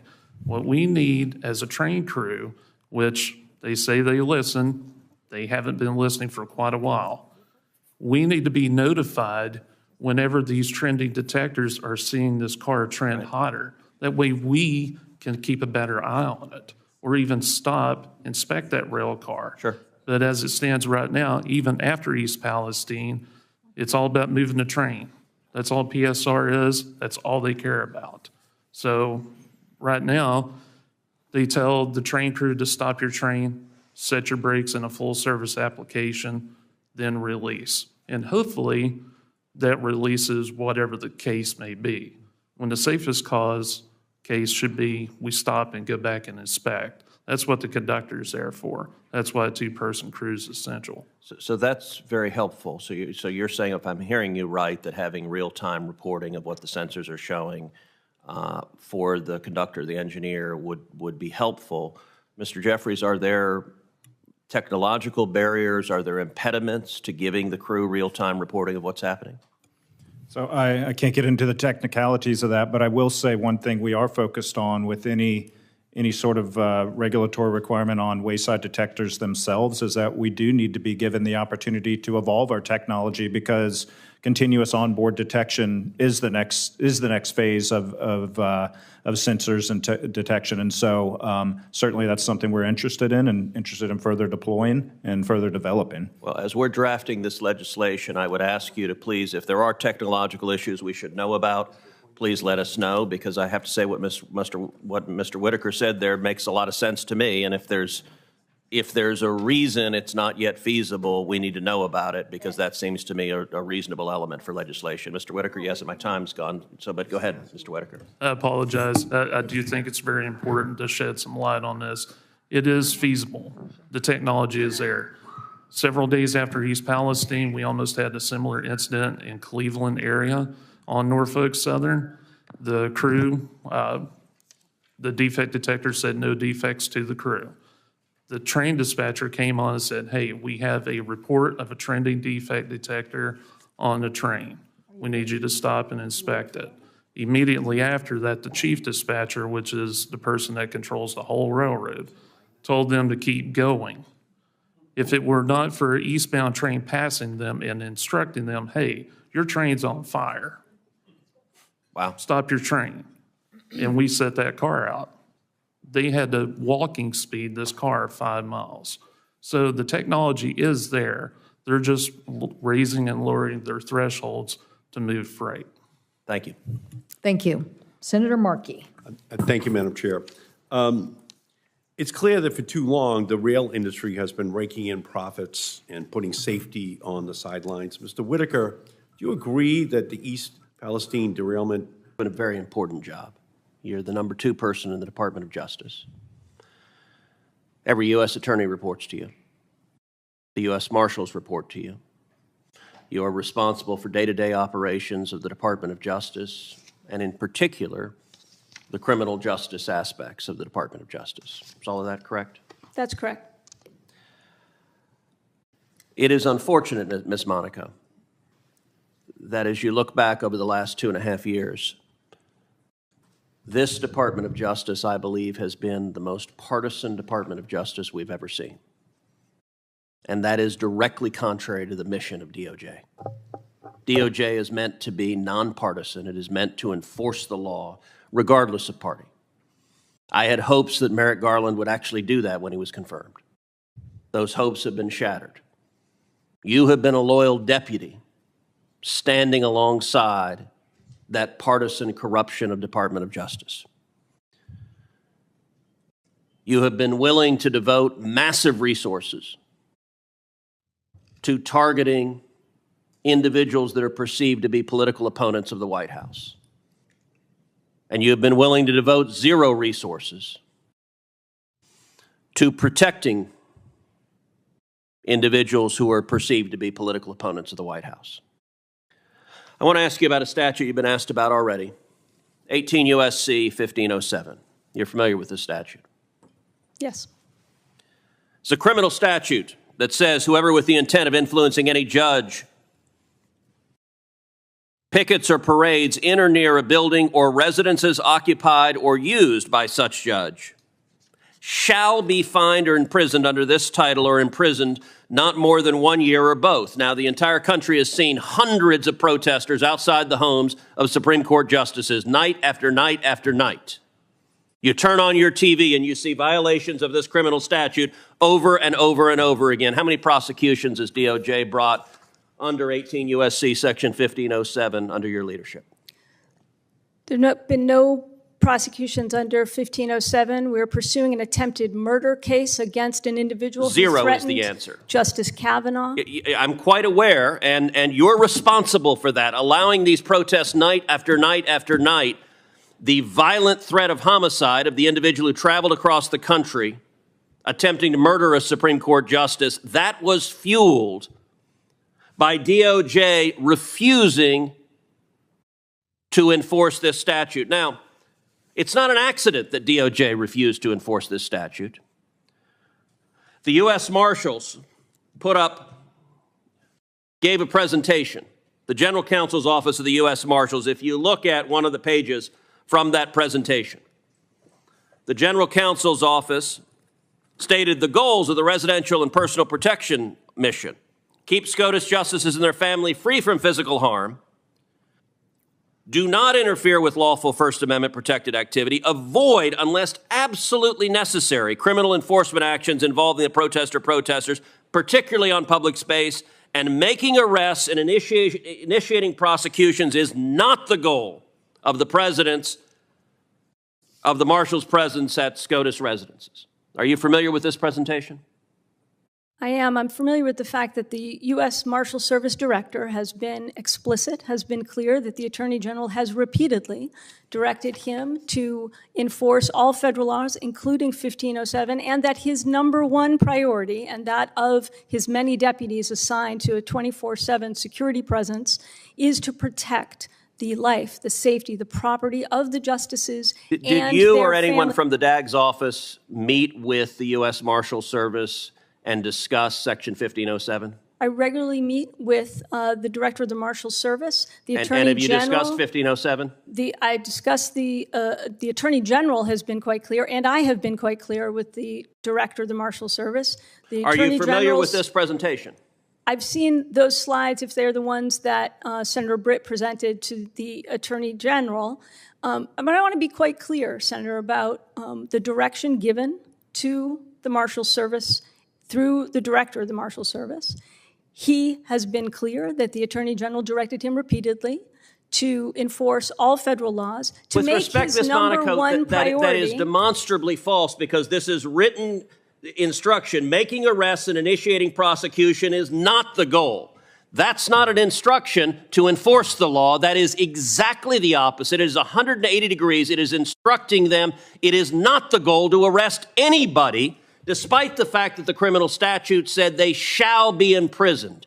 You made a political decision, Merrick Garland made a political decision, that because you agree with the protesters, you don't like the decision the Supreme Court justices made, the marshals were instructed, don't arrest anyone and don't enforce federal law. Isn't that correct? That is not correct, because the Attorney General and I and the Marshal Service Director are so concerned about potential threats to the justices. The Attorney General directed in an unprecedented step, 24/7. Not what this says in writing. 24/7. What does this say in writing? I don't have the right glasses on for that, but Senator, the Attorney General was very clear with the Director of the Marshal Service, and the Marshal Service Director has said the same thing. The word that not is even underlined. The number one priority given to the Marshal Service for their unprecedented protection detail for the Supreme Court justices is to protect their life, their But safety, to and ignore their property. 1507. To protect their life, their To safety. ignore federal criminal law. Respectfully disagree with that characterization. That's what the written instruction says. Not is underlined. Do not make arrests. Do not initiate prosecutions. Up is not down. The Director of the Marshal Service has been very clear. The Attorney General directed him to enforce all federal laws, but that his number one priority is to ensure the safety. Ms. Monaco, and the what you're protection. saying is objectively false. Time of the senator has expired. There are no further. The attack that my Democrat colleagues breathlessly repeat is that Clarence Thomas stayed at the vacation home of a very close friend of his, a successful Texas businessman, flew on his plane, and went on his yacht. Well, if that's the standard, going and traveling and being paid for by others, then guess what? Just about every Supreme Court justice has done so, and done so in much greater numbers. Justice Thomas was appointed in 1991. In the time since then, he's taken 109 reported trips, 5 international trips. Justice Ruth Bader Ginsburg was appointed in 1993, 2 years later. In the time she was on the court, she took 157 trips, including 28 international trips. Mr. Payne, yes or no, do you think Ruth Bader Ginsburg was corrupt? No. Nor do I. Ruth Bader Ginsburg was not alone. Justice Stephen Breyer, appointed the year later in 1994, took 233 reported trips, including 63 international trips. Again, yes or no, Mr. Payne, do you think Stephen Breyer was corrupt? No. Nor do I. I would point out Justice Kagan has done the same thing, Justice Sotomayor has done the same thing, and yet none of my Democrat colleagues care, because this is a political attack directed at a justice they hate. And by the way, let's spend a moment focusing on Justice Stephen Breyer, a delightful human being, someone I know personally, someone who served decades on the court. Justice Stephen Breyer repeatedly traveled on the penny of a prominent Democratic billionaire, the Pritzker family. Now, J.B. Pritzker is the Democrat governor of the state of Illinois, from which our chairman hails. I would be shocked if the chairman of this committee has not had multiple meals with the Pritzker family. Justice Breyer was a longtime member of the board that awarded the Pritzker Architecture Prize. Now, what did that mean? That meant Justice Breyer traveled on the dime of these Democrat billionaires. In 2019, Justice Breyer traveled to New York City, to Vancouver, and Paris. In 2018, Justice Breyer traveled to Ireland and Spain. In 2016, he traveled to New York, Spain, and France. In 2013, he traveled to Norway, Sweden, Denmark. In 2012, he traveled to Beijing and to London. All of this paid for by the Pritzker Foundation. Now, none of my Democrat colleagues are mad about this, and let me be clear. I'm not suggesting Justice Breyer is corrupt. What I'm suggesting is this committee is corrupt because this is a kangaroo circus, and I will note we had 15 Senate Democrats, including 6 members of this committee, send a letter to the Appropriations Committee threatening to cut off the funding for security at the Supreme Court. The left is willing to threaten the lives of the justices. Senator Cruz. Thank you, Mr. Chairman. Mr. Crittenbrink, you and I have spoken several times about my concerns that the Biden administration has been consistently weak on China, and in particular weak in supporting Taiwan. One area we have discussed multiple times is this administration's continued prohibition on our Taiwanese allies from displaying symbols of their sovereignty on American soil. And you know the history of this policy. It was the Obama administration that first implemented the policy at the behest of the Chinese Communist Party. When President Trump became president, I spent 4 years battling the Trump administration, urging them to change the policy. And finally, at the end of the administration, I was successful. And the State Department changed the policy to allow Taiwan to do what all of our other allies can do, which is to appear on U.S. soil, to appear on U.S. government properties with Taiwanese flags, wearing Taiwanese military uniforms. When President Biden became president and he nominated Tony Blinken to be Secretary of State, I asked Mr. Blinken about this question before this committee. And Secretary Blinken committed at the time to keep the policy in place, quote, for the time being. It turned out that phrase for the time being meant just enough time for him to get confirmed and get in office, because shortly after he got there, he reversed the policy. He returned to the same appeasement of the Chinese Communist Party that had prevailed under the Obama administration. And I have to say it occurred at a particularly bad time when China is engaging in more and more aggressive and bellicose actions towards Taiwan. Now, at your confirmation hearing, I asked you about this. And you committed to this committee, and I quote, you said, quote, "I am committed in every way to growing our partnership in Taiwan." Now, every way presumably includes allowing the Taiwanese to display their flags, their uniforms, their symbols of sovereignty. Has the State Department done so, and if not, why? Senator Cruz, thank you for your question. Respectfully, I would say, Senator, that the U.S. government's policy related to symbols of sovereignty, that policy and those restrictions have been in place since the very beginning of the implementation of our One China policy and our unofficial partnership. With respect, that's not true, because the Trump State Department reversed them and allowed Taiwan to display the symbols of sovereignty. But Senator, these were not new policies that came about in the Obama administration. These are restrictions that from the very beginning. Is it true the Trump administration reversed the policy? It is true that near the end of the Trump administration, the contact guidelines that have traditionally guided U.S. government interaction with Taiwan were rescinded. So the policy was they could display their symbols of sovereignty, and then the Biden administration came in and acquiesced once again to the Chinese communists. And I will point out this view is not an esoteric view. I have not once but twice introduced legislation to allow the Taiwanese to display their symbols of sovereignty, and this committee has passed that legislation with an overwhelming bipartisan vote multiple times. So if you have Democrats and Republicans on the Senate Foreign Relations Committee telling the State Department, respect the Taiwanese and treat them as allies, why does the Biden State Department refuse to follow that guidance?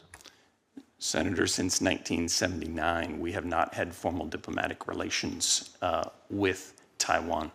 Taiwan is an important but unofficial partner with whom we have an incredibly robust relationship. I would Well, argue. all right, let me ask let me ask a different question. Senator, if then. I could just. No, I want to ask another aspect. I would argue, my time is Senator, running out. that our partnership with Taiwan has never been stronger. We have. All right, well, let me give another respect. example then, And I Mr. think, Mr. Crittenbeck. Yes, sir. Another area where I am very concerned concerns Taiwan's participation in the International Civil Aviation Organization. Last Congress, I authored legislation which became law with bipartisan support, requiring the administration to formulate and transmit a strategy for securing Taiwan's inclusion in ICAO.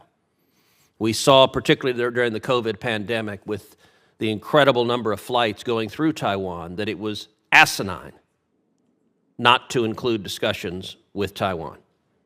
It should be a no-brainer. Taiwan is a global hub for civil aviation.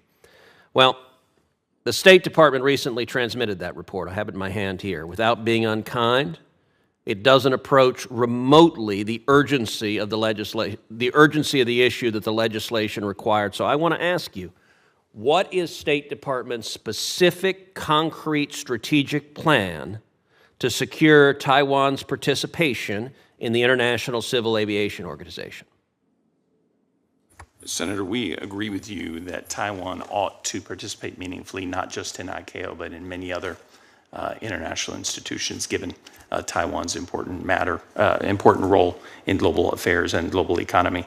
I'll have to take back your question on our specific strategy for doing so, but I hope our position is clear. And just one. So by statute, it should have been in this report, and it's not. I'm happy to take that back and take a look at that, Senator. Thank you. Thank you, Senator. Today, we're going to be voting on 6 bills and Coast Guard promotions for 315 mid-grade officers. I'm grateful to Chair Cantwell and her staff for working with me and my staff to move several bipartisan bills in this markup. There are three bills I want to briefly mention. First, I'm pleased that we're going to be marking up the Trank Research Act of 2023, which I introduced along with Senator Welch. The drug epidemic continues to ravage communities in Texas and across the country. And to protect our citizens, we need to work swiftly to prevent deadly new drugs like Trank and the truly horrifying side effects that come with it. This bill would improve our knowledge of these devastating drugs so that law enforcement and others on the front line of this battle have better information about when Trank shows up in a community. Secondly, I'm also pleased that we'll be marking up 2 bills that will help the people of Texas by modernizing the nation's weather communications and radio service. I was glad to join Senator Cantwell in introducing the NOAA Weather Radio Modernization Act and the National Weather Service Communications Improvement Act. When severe storms take out communication systems in Texas and other states, we need reliable hazard communication systems to inform them about how to stay safe. Now, turning to the Railway Safety Act. This bill was introduced in the aftermath of the shocking derailment of a Norfolk Southern train in East Palestine, Ohio. All of us were moved by the testimony of the witnesses. I found particularly moving the testimony of a resident from East Palestine, Miss Misty Allison.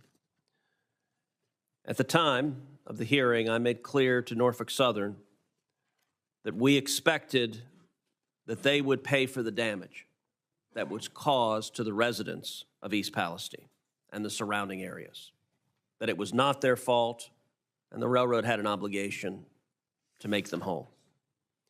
I was pleased to announce yesterday that Norfolk Southern CEO Alan Shaw signed a letter committing to me and committing to this committee in writing to compensate homeowners near the derailment site for the reduction in their property values.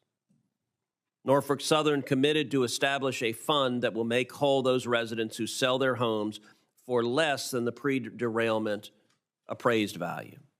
I thank Norfolk Southern for making that commitment. We will be holding them to that commitment, but that is major progress for ensuring justice for the homes and the families injured by that horrific derailment.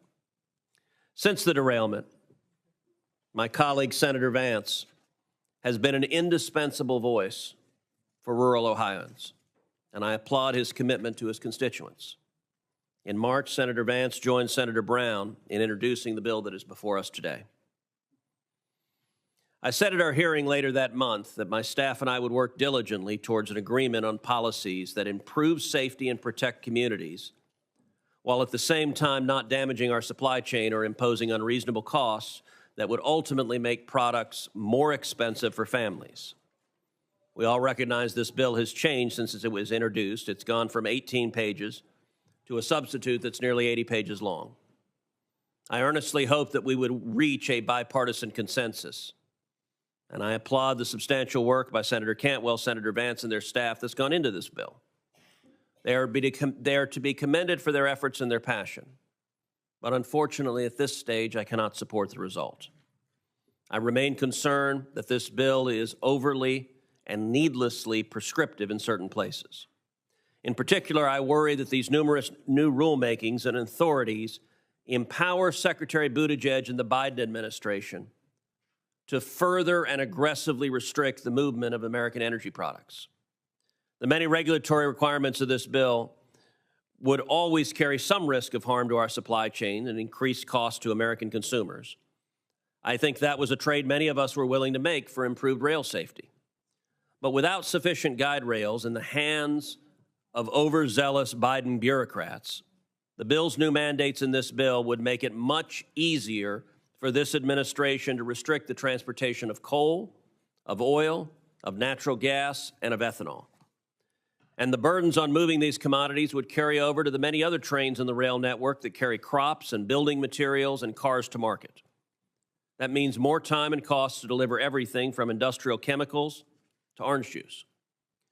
With these potential consequences in mind, I'm very concerned about giving broad authority to the Biden administration to write these new rules. Without guardrails in place, such as a clear requirement for the prescriptive rulemakings to be cost-effective, President Biden and Secretary Buttigieg would have a free hand to aggressively restrict the movement of coal, oil, natural gas, ethanol, and other essential commodities that the radical green movement hates.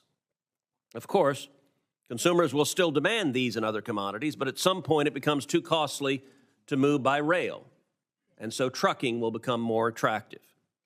The likely result of increasing rail costs and network congestion is the diversion of the shipment of hazardous materials from trains to trucks. Data clearly shows that on average, transportation by truck consumes more fuel, carries a greater risk of an accident with a hazardous material release, and a greater threat to the traveling public than transportation by rail.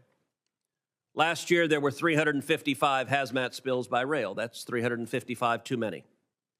But there were more than 23,000 hazmat spills by truck.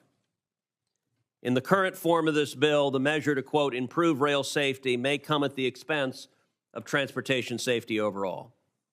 Again, I'm disappointed we weren't able to reach agreement on a targeted bipartisan rail safety bill, but I remain hopeful that between now and final passage, we will reach that agreement. I think this bill, as written, it's going to pass this committee, but I don't believe it's as written it is likely to get 60 votes in the Senate, and I think it is even less likely as written to pass the House of Representatives. So I remain committed to working with the authors of this bill and with the chairwoman to find a bill that both enhances safety but also does not result in dramatically driving up the cost of energy for consumers who are being hurt today. Thank you. I turn to Senator Vance for a motion.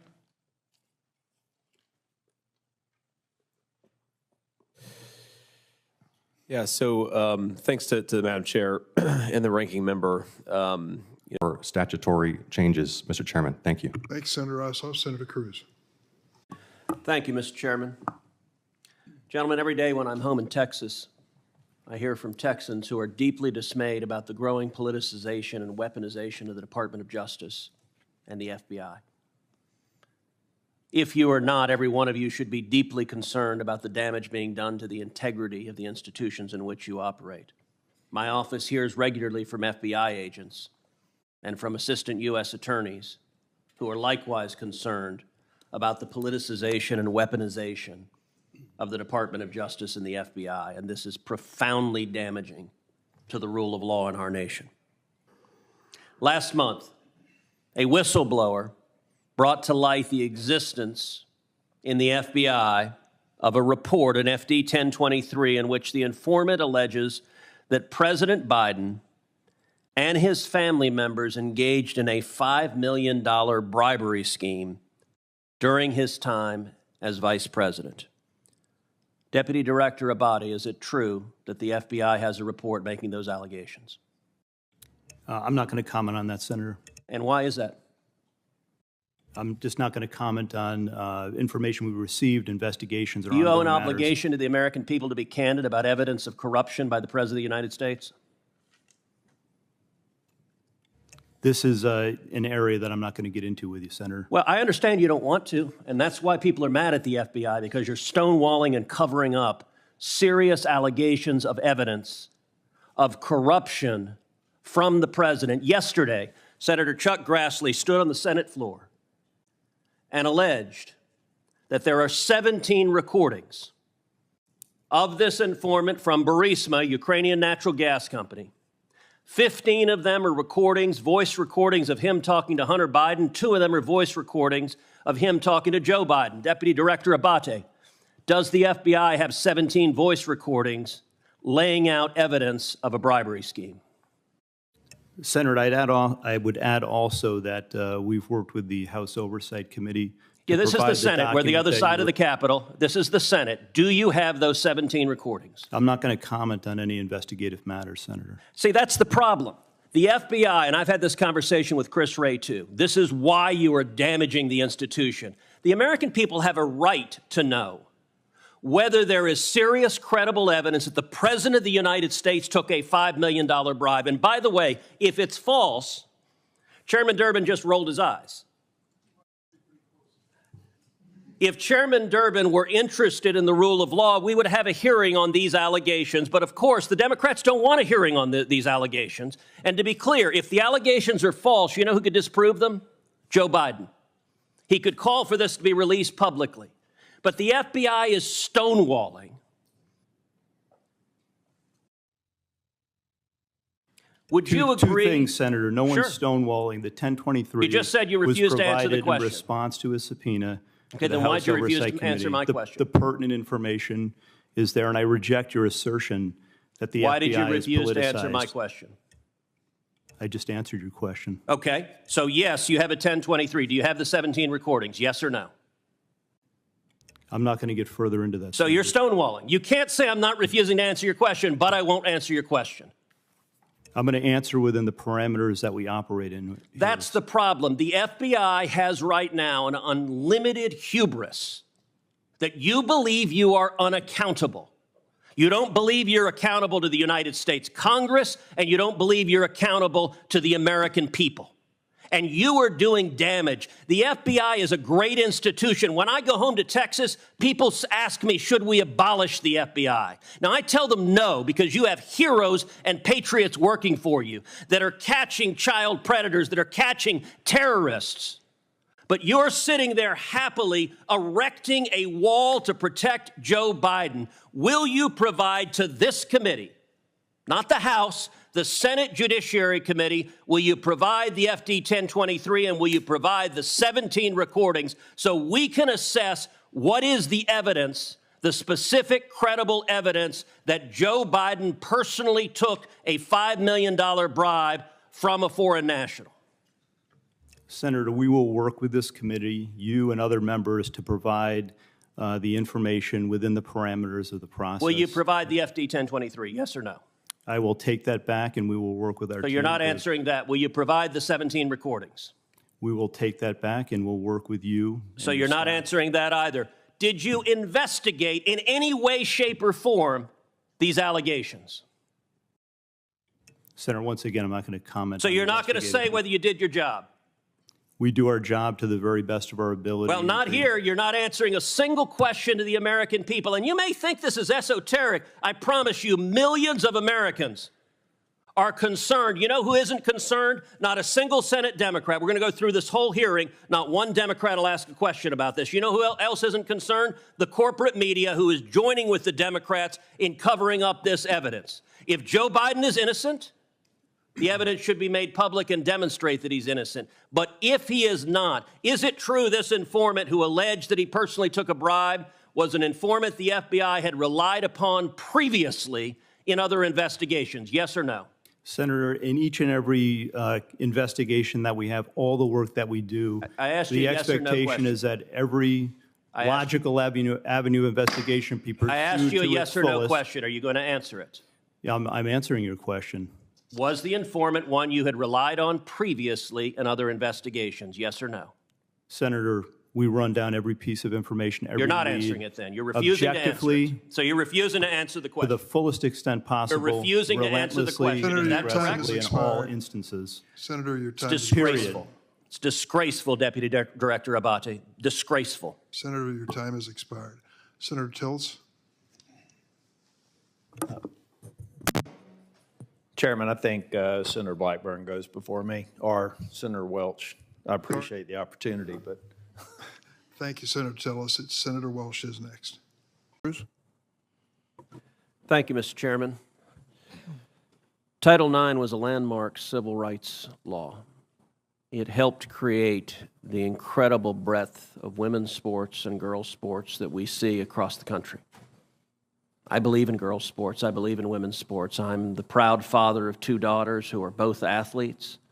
I think participating in competitive sports is a wonderful thing for a young girl. I think it is a wonderful thing for a woman.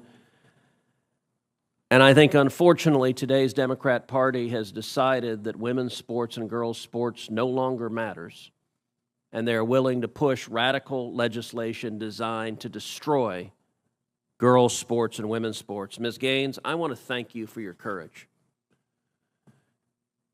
You are relatively young, but you have demonstrated incredible courage. And because you have dared to speak up, you have been demonized, you have been vilified. I saw when you were attacked by a leftist mob at San Francisco State University for daring to speak up.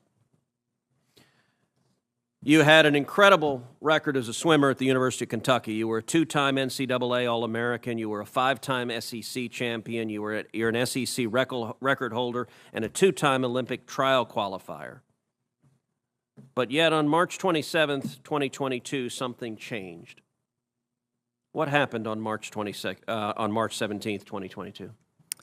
That's when Thomas and I raced in the 200 freestyle and again resulted in a tie. And so you tied. What was the consequence of tying? We went behind the awards podium where typically you're handed your trophy, you're marched out, you're named an All-American. And so we go back there and the official looks at both Thomas and myself and says, "Great job, but you guys tied. And we only have 1 trophy, therefore we're giving this trophy to Leah." And I question this and I say, why? And at first I shortened it in my testimony, but really he stumbled on his words. He didn't know how to answer this. And at first he's, well, we're just doing this in chronological order. To which I further pressed, and I said, okay, well, what are you being chronological about? Because we tied. And if we're doing this off alphabetical order, G comes before T, so what are you being chronological about? To which this wasn't a script they had prepared for him.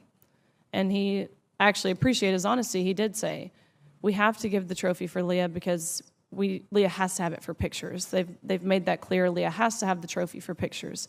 You can pose with this trophy, but you have to give yours back. You have to go home empty-handed. Leah Thomas takes the trophy home. End of story.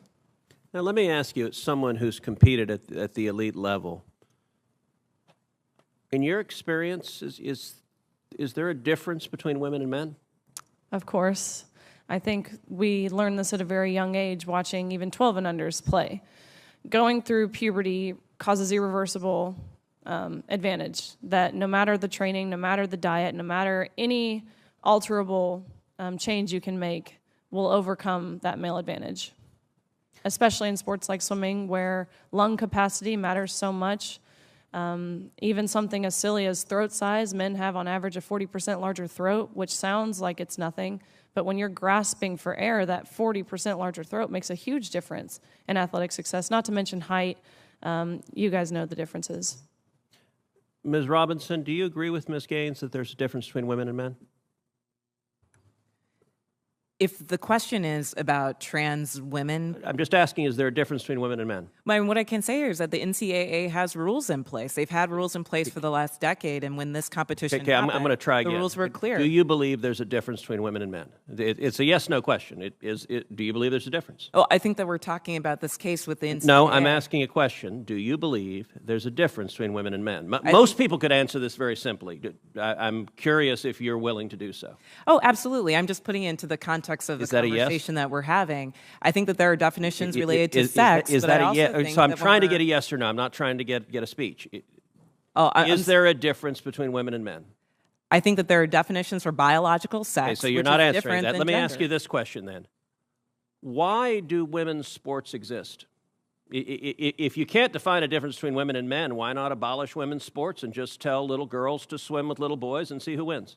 Oh, I'm simply saying that that sex is My different question, than gender. why and I do- believe why that do women's women's sports sports have a great exist? value. I mean, Senator, I'll tell you right Ms. now. Robinson, please answer the question I'm asking you. Absolutely. Why do women's sports exist? I think that there are so many positive benefits to sports. But I mean, why have a we've talked separate about it here category for today. women? If there's no difference between women and men, why to have women's sports?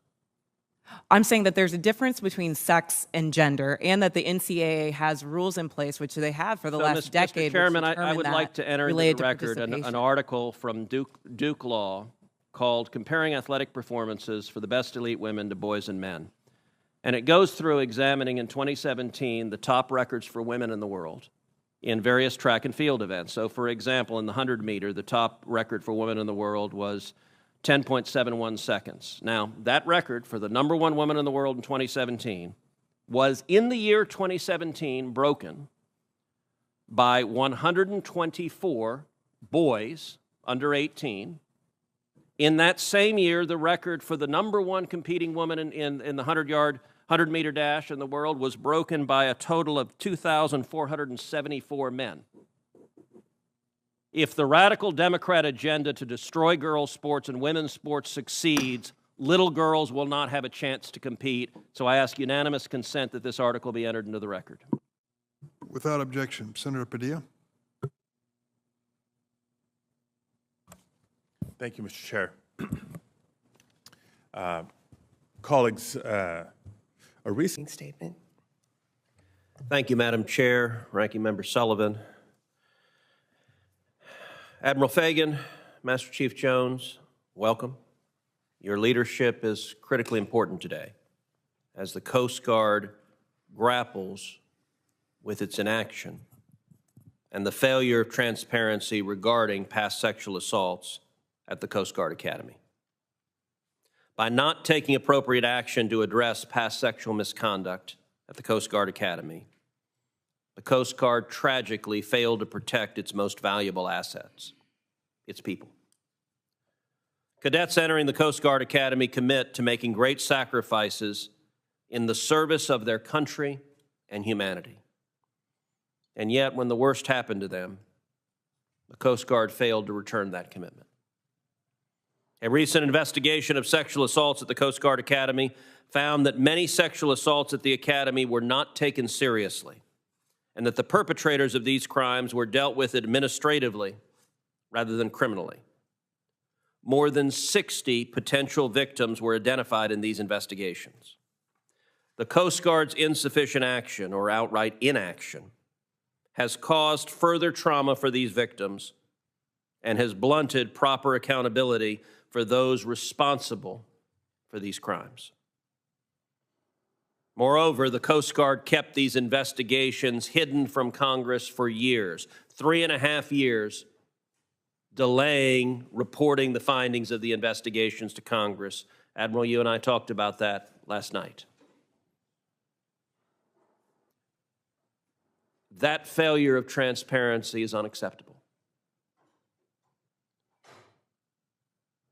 We need to make improvements to ensure that this failure to notify Congress does not happen again. And you can be sure that this committee will be conducting rigorous oversight to ensure that these improvements are made. We owe our brave Coast Guardsmen, men and women, a workplace free from sexual assault and harassment, so that they can focus on their critical work of saving lives, intercepting drugs, and defending our maritime border, which is more important now than ever. For years, I've worked on a bipartisan basis with Senator Gillibrand to protect members of the military from sexual assault. Together, we led the fight to enact into law the Military Justice Improvement and Increasing Prevention Act, which professionalized and improved how the military prosecutes sexual assault and other serious crimes. Senator Gillibrand and I also teamed up in a bipartisan way to enact into law the Cadet Act, which ended the unfair and antiquated policies that forced female students at America's military academies, including the Coast Guard Academy, into 3 terrible choices if a female cadet became pregnant. Either forcibly getting an abortion against her wishes, going to court and legally surrendering her parental rights over her child, or withdrawing from the service academy and repaying the federal government the cost of her entire education. This made no sense. It was frankly an idiotic policy, and I'm very glad that we were together able to pass in December the Cadet Act, changing that policy so that now women at our service academies, if they choose to be mothers, can be mothers to their children and can also serve and defend our nation at the same time. It is imperative that we work to ensure the dignity, the well-being, and the safety of our military members, including cadets who will one day form our officer corps. In Texas, Coast Guard members are on patrol 365 days a year. From Station South Padre Island to Sector Houston, Galveston, and beyond, Coast Guard members stand the watch to keep our citizens and our nation safe. Earlier this year, I introduced a resolution commending the Coast Guard for its outstanding work in safeguarding the American people through promotion of national security and maritime border security. It highlighted that during fiscal year 2022, the Coast Guard interdicted over 400,000 pounds of narcotics and over 12,000 illegal aliens, while conducting over 6,000 at-sea boardings of fishing vessels and stopping 87 foreign fishing incursions. In addition, the Coast Guard ensures economic security through rigorous vessel inspections and by keeping commerce moving in and over our waterways. At a time when our allies need clean U.S. energy abroad, I hope that Admiral Fagan can commit today that the Coast Guard will work expeditiously with the Maritime Administration to complete processing deepwater port license applications.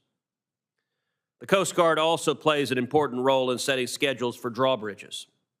In doing so, it must balance all the public interests of mariners, drivers, and road builders to keep the people and goods moving in all modes of transportation without compromising safety.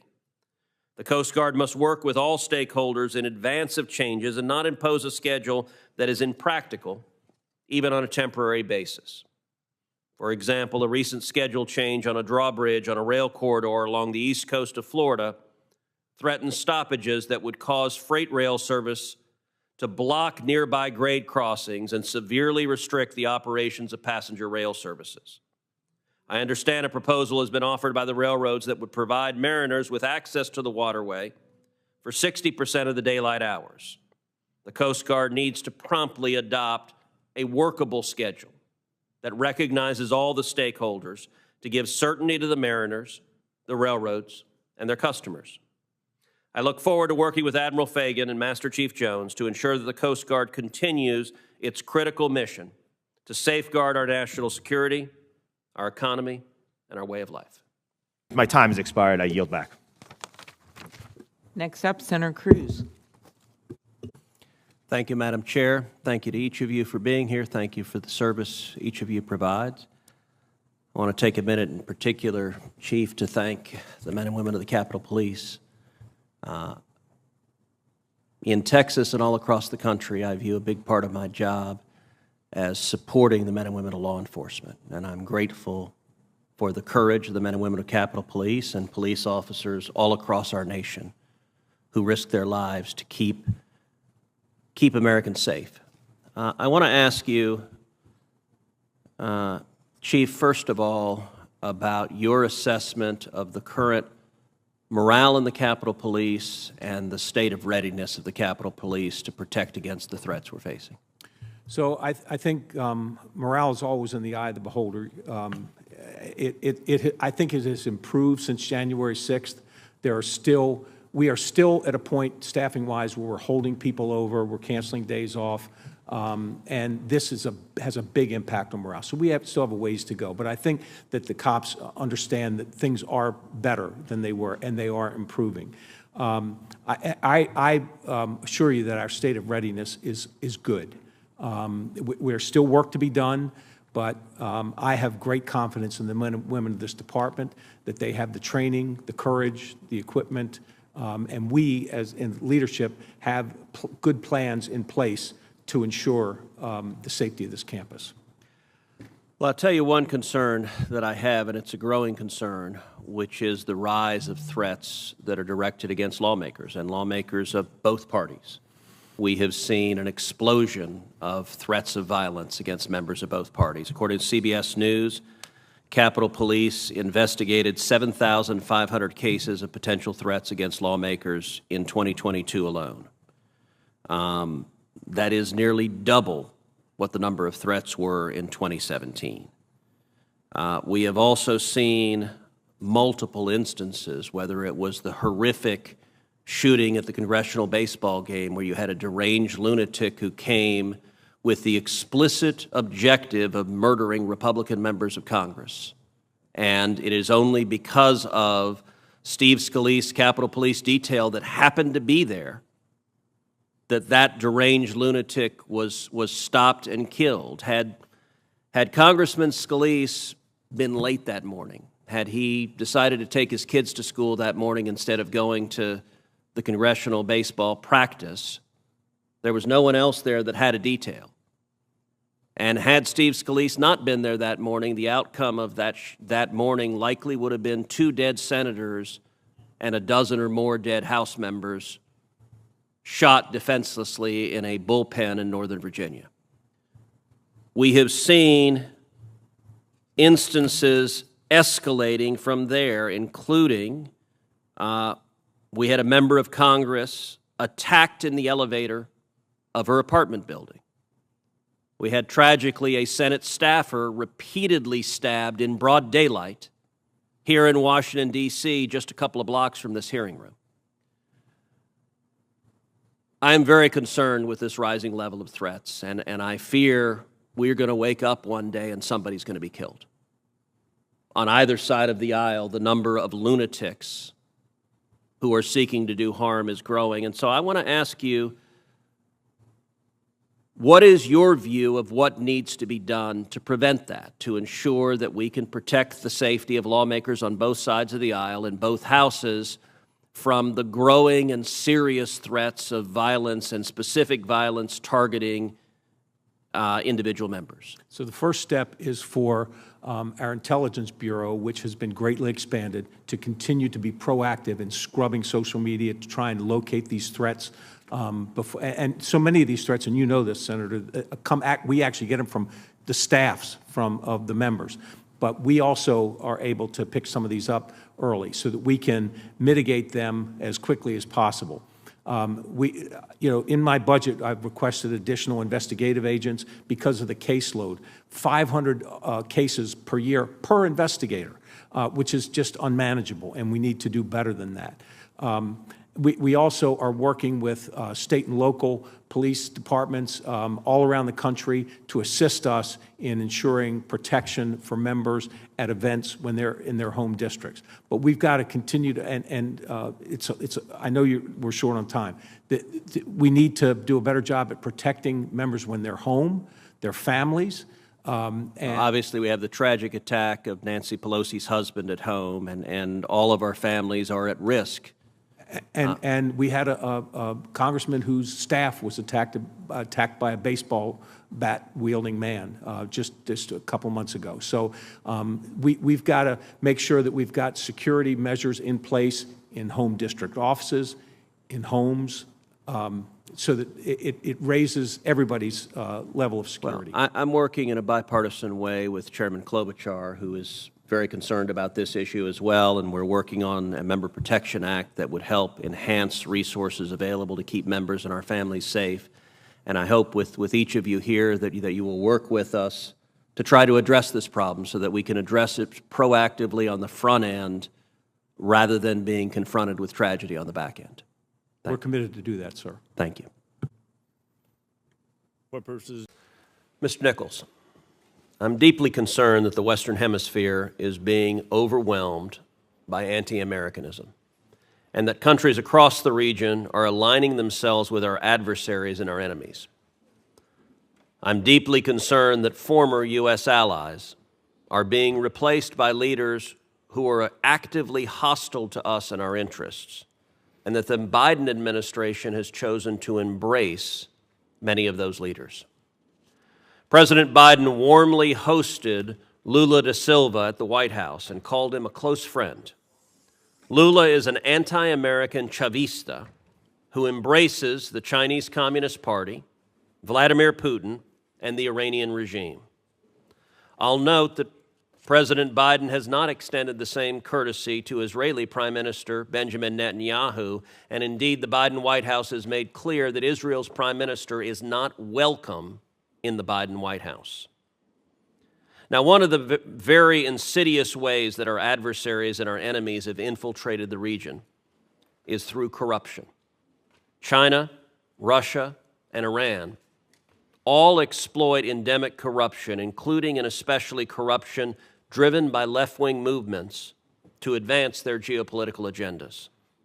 Congress, and specifically this committee, has recognized the importance of combating such corruption and have given you powerful tools, in particular under Section 7031C, sanction authorities. The Biden administration has used these sanctions repeatedly across the Western Hemisphere, but not, I'm dismayed to say, not against the left-wing, anti-American communists who are aligning with Russia and China and Iran. Quite the opposite. Again, the Biden administration has looked the other way at malign behavior from such actors. I want to ask you why that is, and I want to start in particular with Argentina. In Argentina, the federal judiciary found Cristina Fernandez, Argentina's former president and current vice president, guilty of overseeing and profiting from fraudulently issued government contracts to her associates for public works.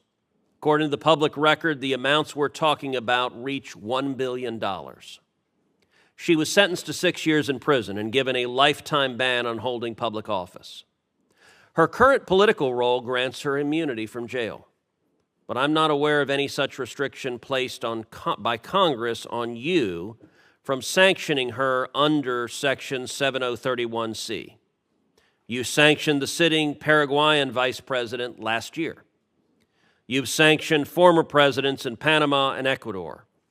No one denies, and in fact, Argentina's courts have confirmed Cristina Fernandez is a kleptocrat. She has been indicted for obstructing investigations into Iranian terrorism. Why has the Biden administration not sanctioned her? This administration has used the tools for sanctions, both visa and financial sanctions, repeatedly in numerous instances. You talk about sanctioning left-wing leaders. Certainly Nicaragua comes to mind. We've placed sanctions on scores and scores of officials from Mr. Nicaragua. Nicholas, my question concerned Argentina. Why have you not sanctioned Fernandez? So the United States does not discuss pending sanctions actions, so I would not be able to discuss what we will or will not do with regard to Well, you're any refusing to issue. answer that, and I have to say this isn't changing. A year ago, I wrote Secretary Blinken about exactly this issue, sanctioning Cristina Fernandez under Section 7031C, and the State Department wrote back, and I'll quote what State said a year ago. Quote, President Biden and Secretary Blinken have made it a priority to fight corruption globally using all legal authorities available to them. That was nonsense then, and it's nonsense now. A year later, it is undisputed that she's a kleptocrat. Why is the Biden State Department giving her a pass?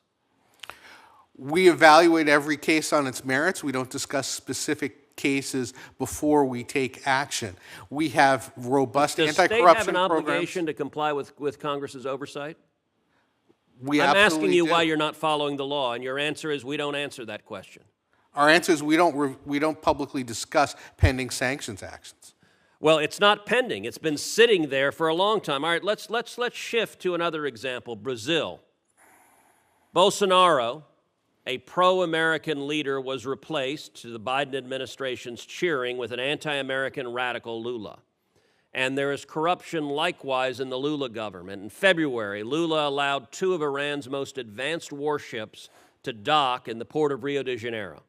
The United States opposed that act, at least formally. In fact, the United States sanctioned those ships with what are supposed to be powerful designations, and yet it happened.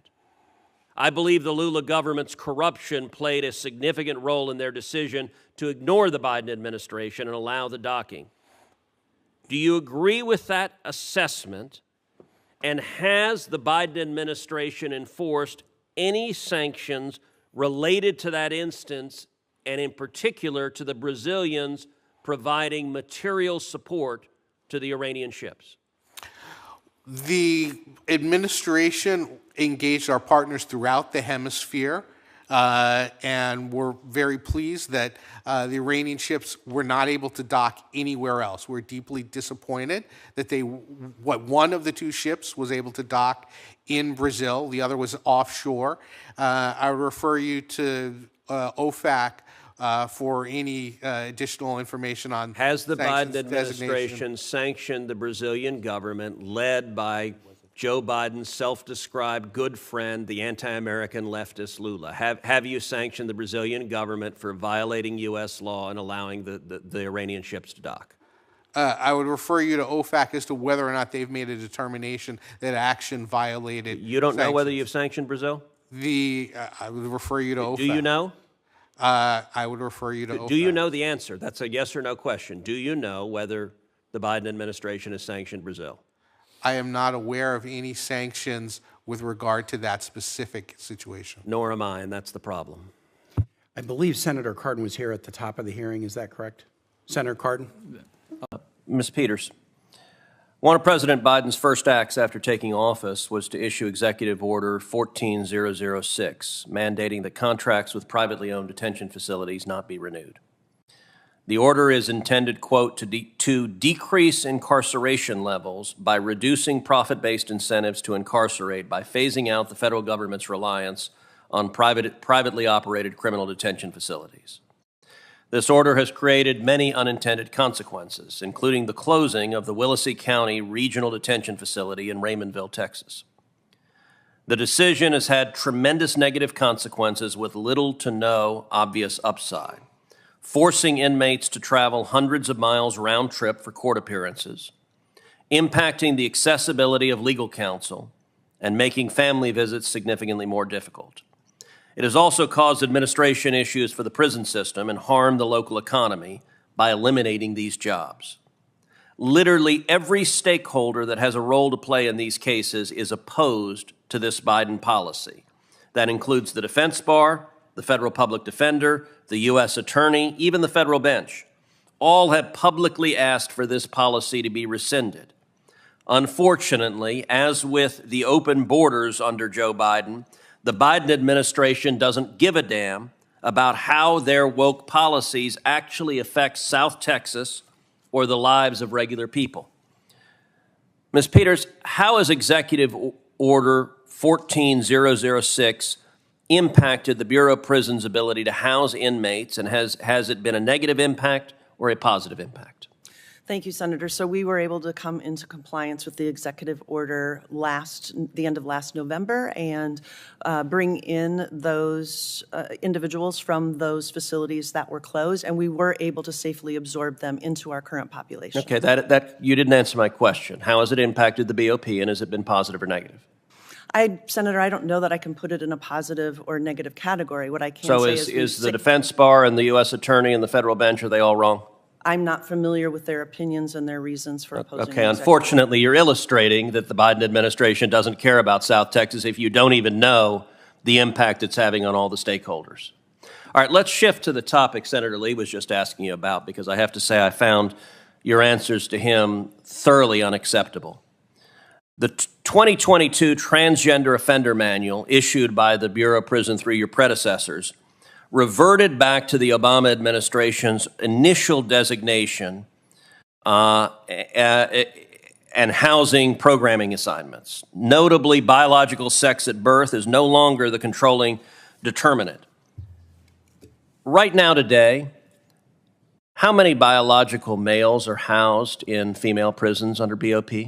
Senator, I don't have those numbers in front of me today. Why don't but you? We could look at them and get back to you. Why don't you? I just don't have them top of Did you know you were going to be asked that today? No, Senator. Oh, you didn't. Have you been asked that before? On the record, Senator? Yes. I don't recall. You were asked a year ago in writing, and you failed to answer it in writing. You knew damn well you're going to be asked it today, but you don't want to answer it. Senator Lee asked, why don't you report the numbers? You don't report the numbers because you don't want people to know the numbers. So the fact that you sit there and say, I don't know, he said 1,300. Is that number in the ballpark? 1,300 as it relates to which category, Senator? Biological males housed in female prisons. No, that would be a much larger number. Which is a larger number? So the number of individuals who even identify as transgender at the Federal Bureau of Prisons is around 1,700. And the number of individuals that are housed in institutions not conforming with their biological sex are very low. Very low. Are we talking 100? Are we talking 10? We will look at the numbers. We're talking less than 10. So your testimony here, I just want to understand, your testimony here today is there are fewer than 10 biological males, human beings that were born male, who are housed in female prisons. Is that your testimony? That is my understanding, and I will confirm that and get back to you. Okay. Of the 1,700 prisoners you referenced, how many of them are convicted sex offenders? I do not know the answer to that, Senator. Are you aware that Great Britain's numbers, according to a January 2022 report, is the proportion of male-born transgender offenders who are sex offenders in the UK prison system is roughly 60%, significantly higher than the 18% of the general population? Are those numbers consistent with the American numbers? I'm not familiar with Great Britain's numbers. So let me ask you this. How many female inmates have been sexually assaulted by biological males who BOP has housed in female prisons? Senator, I would have to look into that and get back to you. Do you have an obligation to protect those female prisoners? Absolutely. And so have you examined how many women have been sexually assaulted by biological males that BOP has placed in the prison with those women?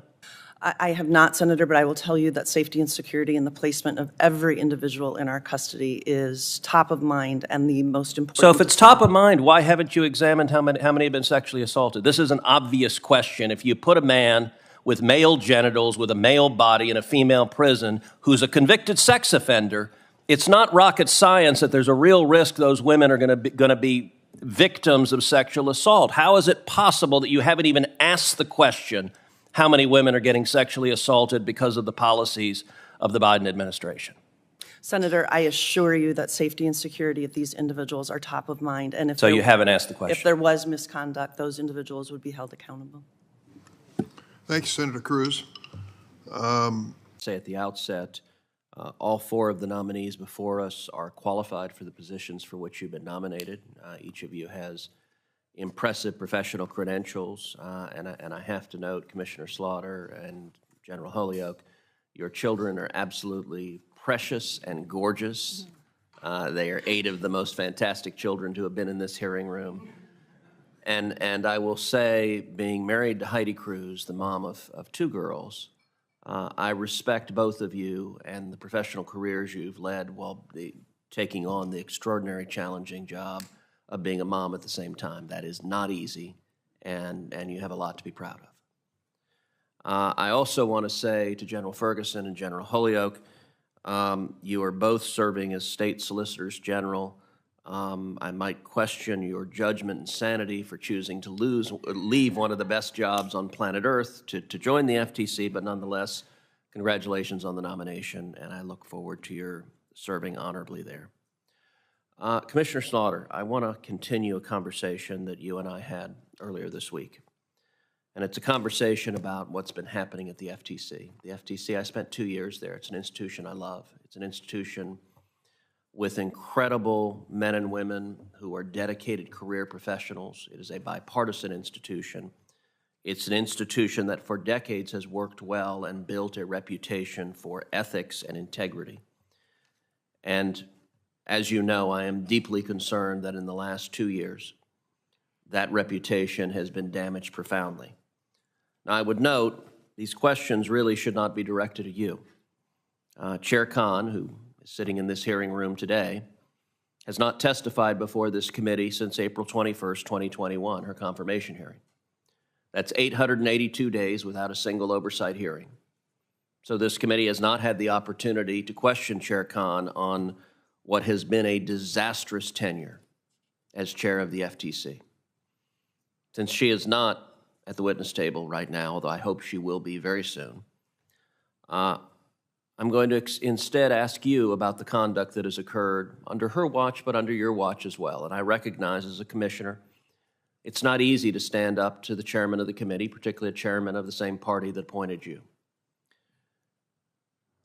As you know, in February, former FTC Commissioner Wilson wrote a Wall Street Journal op-ed in which she explained her decision to resign from the FTC. One of the bases of that decision, she criticized your decision and Commissioner Bedoya's decision to heavily redact one of her dissents, which had highlighted the fact that Chairman Khan had ignored the recusal advice of the FTC's designated agency ethics official. Unlike with other information, FTC information that is protected from disclosure by law, here there is no statutory prohibition on Commissioner Wilson revealing the designated agency ethics official's advice in her dissent. Yet the FTC majority, you and Commissioner Bedoya, imposed the redactions involuntarily under the guise of protecting staff deliberations. I have to admit, I've never seen this happen before. I've never seen a dissent forcibly redacted. Now, since those redactions, the original dissent has been made public and is in the public domain. And I want to compare the original dissent to what you voted to release. The original dissent said, and I quote, "Here the FTC ethics staff had strong reservations with Chair Khan participating in an adjudication in this proceeding where, fairly recently before joining the commission, she repeatedly called the FTC to block any further acquisition of Facebook. In the view of the FTC ethics staff, these statements would raise a question in the mind of a reasonable person about Chair Khan's impartiality as an adjudicator in the commission's Meta within merger review. The FTC ethics staff therefore concluded that a reasonable person would question Chair Khan's impartiality when serving as an adjudicator in Meta within." Those are very serious allegations that the career staff advised the chair that it was unethical for her to participate in the proceeding. She disregarded that advice, acted as a deciding vote nonetheless, And then when Commissioner Wilson sought to let the world know about it, you and your colleagues voted to release, on the right is what was released. That entire paragraph was blocked out. Do you believe that the information that Commissioner Wilson was focusing on was relevant to the public allegations that the chair was behaving unethically? And if so, do you think the commission operated properly, hiding it from the American people and demanding that it be redacted from the dissent? Thank you for the question, Senator. And I want to say thank you for your kind words about my family. I'm incredibly proud of them. And I appreciate the opportunity to talk about this. You're right that there is no statute that requires the protection of information prepared by staff for commission deliberations, but there is a commission rule. It was put in place by Chairman Jim Miller in the 1980s, and it says that staff deliberations cannot be made public, or information prepared by staff for commission deliberations cannot be made public. And it has been applied equally to commissioners of both parties. So commissioners decide what to put in their opinions and dissents. I have never chosen to put, I don't believe I've ever chosen to put information that would have to be redacted into opinions I've written, but I know my former colleague, Commissioner Chopra, did sometimes, and his opinions had to be redacted pursuant to commission rules. And I think the rules are there. We should follow them because they're there, but I also think they're there to protect something really important, which is candid advice from our staff. I rely on our staff to tell me what they think. That's valuable when I end up agreeing with them. It's even more valuable if I don't agree with them at the end of the day. And I want them to feel protected, that they can give me that candid advice without being caught in between public debates and debates between commissioners. We are all free to adopt staff opinions as our own, to articulate our reasoning, and that is an important thing for us to do, because I do think we should be publicly accountable for the choices that we make, but I don't think that we should be putting staff in the middle of those debates, and the commission rules prohibit us from doing so. Well, I would point out that has not been the practice of the FTC in the past, and I'd like to enter into the record two documents, one from 1999, a second from 2007, both of which are FTC public documents released to the public that described the recommendations of a designated agency ethics official, and the FTC has done that in the past. And in this instance, when the allegation is the chair is behaving unethically, I think the commission has an obligation to make those allegations public, and it explains a lot why the staff believes integrity has gone down so severely in the last 2 years. I'd like to enter these into the Without objection. Senator. Second round of questions. Thank you, Mr. Chair. Commissioner Slaughter, I want to go back to the questions that Senator Capito asked. I think there is a disturbing pattern in the Biden administration of federal employees not showing up for work. And after the pandemic, the Biden administration has decided that federal work doesn't actually entail going to the office, and it is the absenteeism is a massive problem throughout the Biden administration. My staff inquired of the FTC what the data are, and I'll tell you what your staff told us. As of June 30th, 103 staff, approximately 8% of the FTC employees, are working remotely. Now, that on its face doesn't sound horrific. 8% of the staff is teleworking, not going into the office at all. They then continue to say the remaining 92% of the workforce are reporting to the office on a regular recurring basis. Well, regular recurring basis sounds good until they specify, and this is based on the badging. So the badges, when you're coming in and out of the office, there are records. According to the FTC, of the, quote, regularly recurring working staff, 60% of them are showing up to work 1 day a week.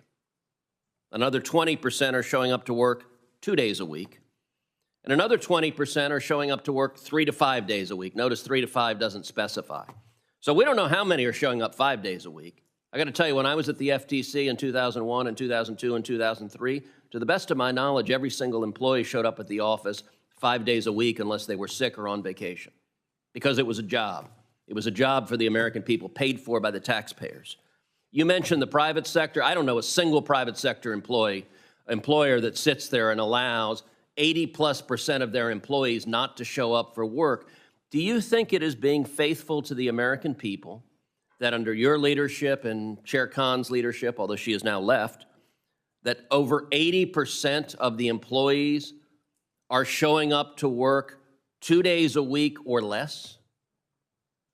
Senator, I think it's really important to distinguish between working from in the office and the concept of showing up to work. Do you think it's okay no one. do you think it is acceptable to the American people? You know what? If you're a steel worker, if you're a truck driver, if you're a waiter, if you're a waitress, there are a whole ton of jobs. You don't have the chance to sit at home. You don't have the chance to go play golf on Fridays and Mondays when you want to and treat it like a part-time job. Do you think the American people, you are honoring your commitment to the American people by having over 80% of the staff not in the office at least 3 days a week and maybe 4 or more? If I believed that anyone at the agency was treating their full-time job like a part-time job or going off and playing golf, I would have a huge problem with it. So but what I know them to be doing is working. Do you believe it is okay that over 80% of the staff does not show up physically in the office 3 days a week or more? I believe that that is 100% consistent with the guidance that we have gotten. It is From whom? different. Guidance from whom? I believe the Office of Personnel Management, but I want to get back to you about it. I believe you because it's a problem throughout the Biden administration. The Biden administration has decided federal employees don't need to show up to work, and I'll tell you, the rest of the country shows up to work. So that is distressing. Let's shift to another look, and I think this is endemic of an attitude, which is that this agency is unaccountable. When you and I sat down and talked, I asked you about multiple oversight letters I had sent to the agency that you still had not responded on. Do you have any of those oversight responses here today? Well, Senator, as you know, I'm not the chair of the agency. The letters are directed at the chair's office, and the chair's office is charged with responding at them. So it is the chair that is being recalcitrant. I believe you there.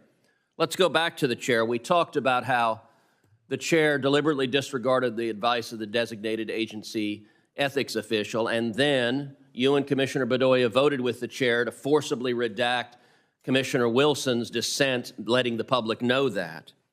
Subsequently, during an April hearing before the House Committee on Energy and Commerce, Chair Khan was asked, were there any instances where she had, quote, not followed the designated agency ethics official's advice? Here's what she said, quote, no, in instances where companies like Facebook or Amazon have petitioned for my recusal, I have consulted with the DAO and have taken actions that are consistent with the legal statements the DAO has made. Was that a truthful and candid response? First of all, I think the chair should be able to speak for herself. I'd love to, but she hasn't testified in over 800 days here, so you're the only commissioner that we have in front of us. I also want to be consistent with what I told you before about not wanting to disclose staff guidance myself, but since you referenced that it was already in the public, that memo that is in the public says that the rules do not require the chair's recusal in that case, and I think I understood her to be saying that. So you believe that was a truthful and candid advice? She's speaking so precisely as a lawyer. She says, I've not taken, I have consulted with the DAO and have taken actions that are consistent with the legal statements the DAO has made. And legal statements, boy, those words are carrying a lot of work. Because you're right, the DAO didn't say you are legally required, you must recuse. The DAO said, I recommend that you recuse because it's a serious problem. There's a perception of bias. She ignored that recommendation. We just read through that. And then she goes to Congress under oath and doesn't acknowledge that she took a recommendation from the DAO and ignored it. She just said, well, I followed the legal statements. Do you consider that truthful and candid testimony? Senator, I really don't think it's appropriate for me to opine on it. I will tell you that. Why not? Sitting here, because I wasn't in the chair's head. But you voted to censor the evidence that would have shown that was a lie.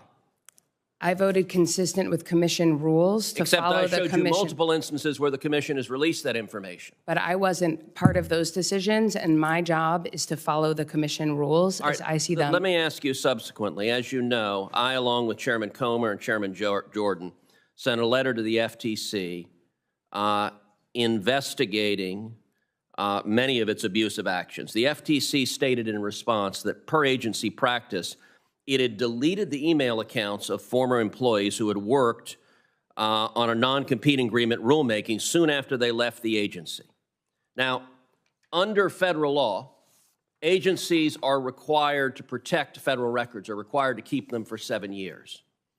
Under 44 U.S. Code, Section 301, the definition of records includes all recorded information, and as NARA says, that includes electronic messages, including email, instant messages, and texts.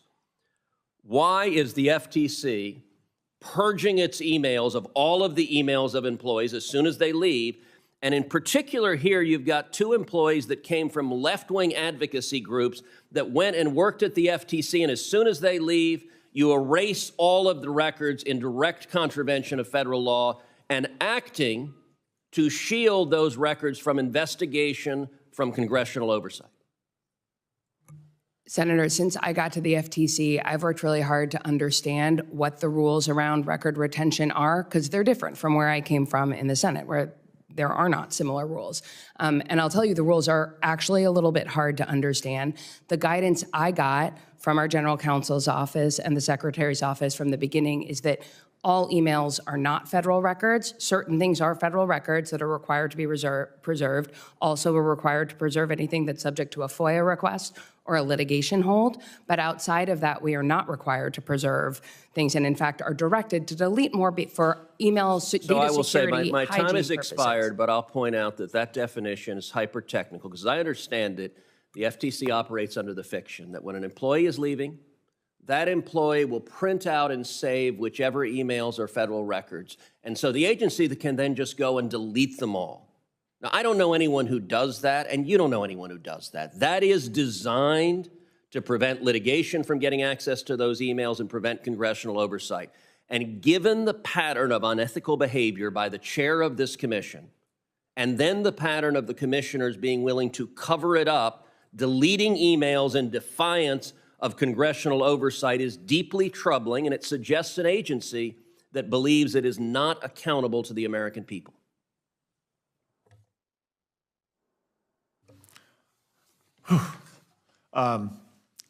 Thank you all.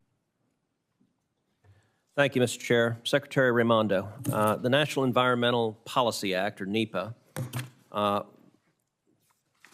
the NEPA reviews are currently required for CHIPS grants, and that could lengthen project timelines by 2 years or more from the date the department decides to start an environmental impact statement.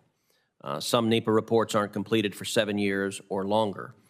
When you were asked about hurdles posed by NEPA to CHIPS projects in a House hearing last month, you pointed out there's currently a bipartisan amendment to the Defense Authorization Act, which would help a lot.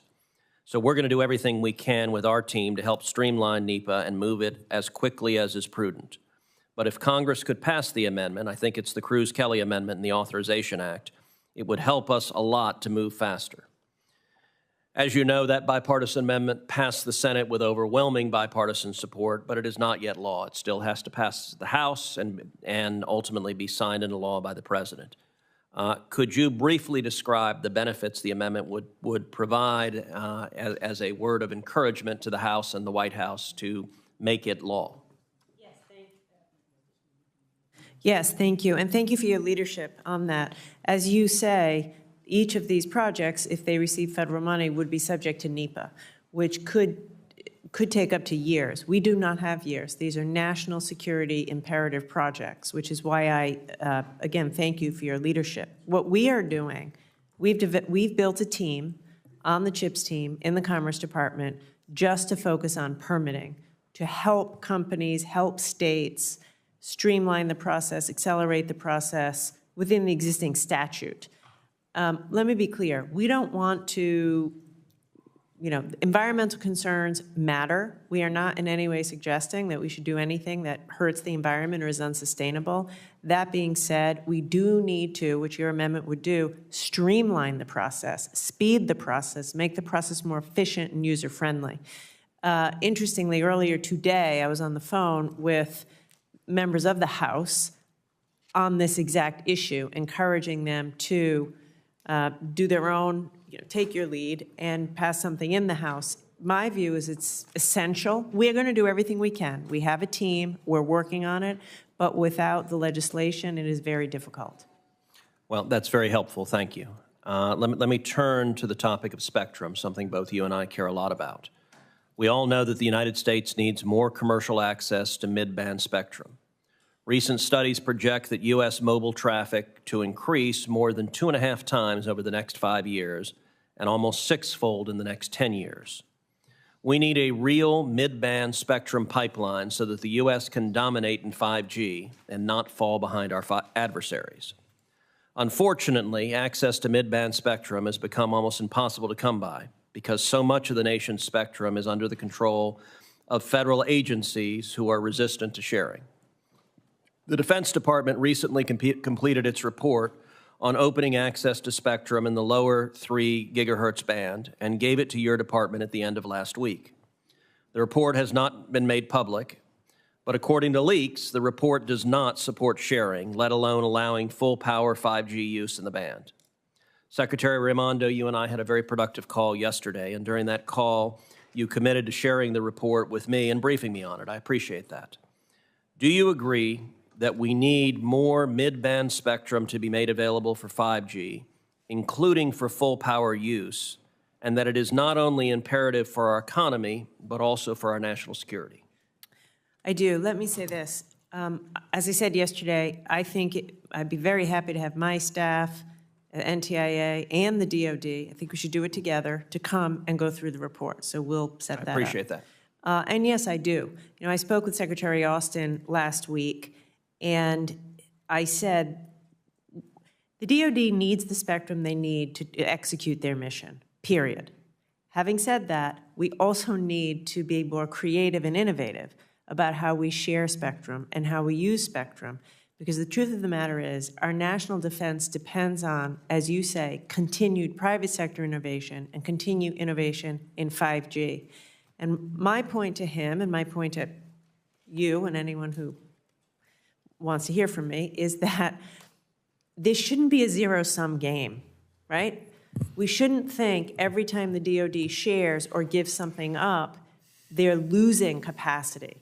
We have to find creative ways where we can have more spectrum made available in the mid-range band, as you say, and also the DOD has what they need to do their mission. And I'm committed to working with you and with them to do that. Thank you, Madam Secretary. Director Panchanathan, during fiscal year 21 and fiscal year 22, the NSF funded some 70 grants and 2 contracts, totaling over $45 million, focused on both the quote-unquote science of countering social media mis- and disinformation, as well as the development of digital tools to track and censor so-called mis- or disinformation. One of the projects was called Expert Voices Together, and it is, to quote the NSF, quote, creating a comprehensive system of care that addresses the harms journalists experience due to online harassment. Its mission, incredibly enough, is to, quote, support journalists in moments of crisis while helping the media industry build resilience long-term. In other words, taxpayer-funded therapy for left-wing journalists who find actual facts traumatizing. I'm sure people like Taylor Lorenz will be excited about that. But where on earth in the NSF's mandate is there a justification for these sorts of projects? And do you believe that venturing into such politicized topics undermines broader support for the NSF? Senator, first of all, let me tell you that the reach, I hope that through the hearing today, you will get to see NSF's broad impact all across our nation through STEM talent development, through economic vibrancy that NSF makes possible, and yes, national security objectives also being fostered. I hope that the examples that I will give you, and in the answer, I'm not trying to package all of that, but I hope that that will come through very clearly. We're doing a lot of work about how to make sure that talent everywhere and innovation everywhere is energized. Could you answer the question, though, that I asked? Yes, I'm just going to come to that, Senator, because I just want to make sure that the NSF mission is, I just want to make sure that that is clearly understood also. I want to say one thing very categorically. NSF does not engage in censorship. We do not regulate any content and engage with anybody who also does so. But what we do is, how do the technologies operate and how are they being used, and provide the public and policymakers the information that they need so that you can make the informed decisions about needed regulations and guardrails. And for the users, that they have the tool that they can safely navigate content. That's what NSF is engaged in. That's the kind of projects that we fund. We are not in the business of censorship. We are not in the business of controlling content. I can tell you, for example, even in this conversation that we are having right now, in the deepfake realm, this conversation can be completely altered and presented in a form that you and I will say, how did it even happen? That this conversation that we are having right now has been transformed into something that's even unrecognizable. These kinds of things that happen, we are trying to find how can we build, how can we invest in those projects, and how can we invest in tools and techniques that can help safeguard. And that's all we are doing. We are not censoring. I want to repeat that. We are not altering content. When you're funding others who are engaged in censorship, you're undermining support for your very important agency. Senator, maybe I can close with this comment. I'm happy to work with any of you to go through this with you in more of a one-on-one setting and explain what these projects are doing so that it can be helpful. Happy to take your suggestions, happy to take your inputs. NSF, I always say NSF is a learning agency. We learn constantly because we cannot be an agency that says, this is how we do it. We are a learning agency, so happy to take the input and see where, if any, you find that there is, NSF appearing to be, as I have said, we are not, but I'm happy to have the discussion with you. Thank you. Senator Tester. Thank you, Madam Chair. Today, the committee will consider nominations to key posts at the Federal Aviation Administration, the Federal Trade Commission, Amtrak, the Consumer Product Safety Commission, as well as the promotion of 2 Coast Guard officers. Turning to the nominees, I support the confirmation of Michael Whitaker to be the next FAA administrator. His extensive aviation experience makes him well-suited to lead our nation's largest transportation safety agency, and he has pledged to this committee to stay out of politics and to focus on aviation safety, the FAA's primary responsibility. Mr. Whitaker's confirmation will bring to an end what was an avoidable 18-month gap in FAA leadership. It is unfortunate that the President took so long to heed my advice and the advice of many on this committee to nominate someone with actual aviation experience and aviation safety experience. Hopefully, this committee will soon turn to resuming consideration of the FAA reauthorization bill so that once confirmed, Mr. Whitaker will have the tools necessary to do his job. My Republican colleagues and I stand ready to hold amendment votes and to mark up our bill to avoid another extension. Today, the committee will also consider the nominations of Andrew Ferguson, Melissa Holyoke, and current Commissioner Rebecca Slaughter to the FTC. 3 well-qualified nominees whom I support. With Ms. Holyoke's and Mr. Ferguson's confirmations, the FTC will be bipartisan once again. When I was at the FTC, now 2 decades ago, bipartisanship was a defining characteristic of the agency, and one of the reasons it was so often successful. Sadly, FTC Chairwoman Lena Khan has abandoned that legacy in favor of a partisan, legally suspect agenda that has devastated employee morale in the process. Mr. Ferguson and Ms. Holyoke will hopefully serve as much-needed checks on Chairwoman Khan. This committee also has an important constitutional responsibility to serve as a check on the FTC, one that right now this committee is not fulfilling. Astonishingly, we have not had a hearing with Chairwoman Khan in 910 days since she was first confirmed to that position. That's unacceptable. I will note that Republicans on this committee agreed to quickly move and process Mr. Whitaker's nomination to the FAA. And I hope that this committee will respond with similar comedy and schedule an FTC oversight hearing with Chair Khan soon. The FTC continues to take an unreasonably expansive view of its authorities under Chair Khan's leadership that this committee has an obligation to ask her about. She is also not responding adequately to my oversight letters. I have sent 7 oversight letters this year to Chair Khan, and she has provided a complete response to only 1 of them.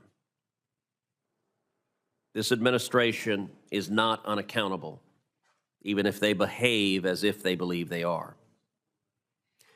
In addition to the FAA and FTC nominees, the committee will consider 3 nominations to Amtrak's board of directors. Amtrak receives billions in federal subsidies, so it needs board members who will ask tough questions to ensure that taxpayer dollars are spent responsibly and lawfully. One important area of inquiry for the board should be the delay in Amtrak's acquisition of new high-speed Acela train sets and the resulting cost increases that total many millions of dollars. I have been investigating this matter and have sent oversight letters to both Amtrak and the Department of Transportation. Amtrak has cooperated. DOT has just begun cooperating. One other issue is President Biden's current slate of nominees does not comply with the statutory requirement that no more than 4 of the 8 board members be from a state along the Northeast Corridor, a fact that I have raised since April. Last week, the president promised to bring his slate into compliance by substituting someone from outside the Northeast Corridor for one of the current Democrat nominees. Senator Tester, in particular, has been vocal and very effective on this issue. Based on President Biden's assurance and Amtrak's good faith cooperation with my investigation, I will today support moving the nominees out of committee. However, whether I can support floor consideration of the Democrat nominees will be up to President Biden and the Department of Transportation. The president must follow through on his promise, and DOT and Amtrak must continue cooperating with my investigation. Lastly, I want to turn to the Consumer Product Safety Commission. Doug Ziak is experienced in consumer product safety matters, has shown an ability to work in a bipartisan fashion to protect American consumers, and is well qualified to serve as a CPSC commissioner. I look forward to his confirmation, as well as the confirmation of the other 7 nominees and the 2 Coast Guard promotions pending before the committee today. Thank you. Thank you, Senator Cruz. I will now recognize you for a motion. Thank you, Madam Chair. I move that PN 980, the nomination of Michael G. Whitaker of Vermont to be Administrator of the Federal Aviation Administration. PN 304, the nomination of Rebecca K. Slaughter of Maryland to be a Federal Trade Commissioner. PN 801, the nomination of Melissa A. Holyoke of Utah to be a Federal Trade Commissioner. PN 799 and PN 800, the nomination of Andrew N. Ferguson of Virginia to be a Federal Trade Commissioner. PN 14, the nomination of Anthony R. Kosha of New Jersey to be a Director of the Amtrak Board of Directors. PN 15, the nomination of Chris Coons of Illinois to be a Director of the Amtrak Board of Directors. PN 13, the nomination of Joel M. Shabbat of Maryland to be a Director of the Amtrak Board of Directors. PN 482, the nomination of Doug Ziak of Virginia to be a Commissioner of the Consumer Product Safety Commission. And PN 978, Coast Guard promotions, be favorably reported. Is there a second?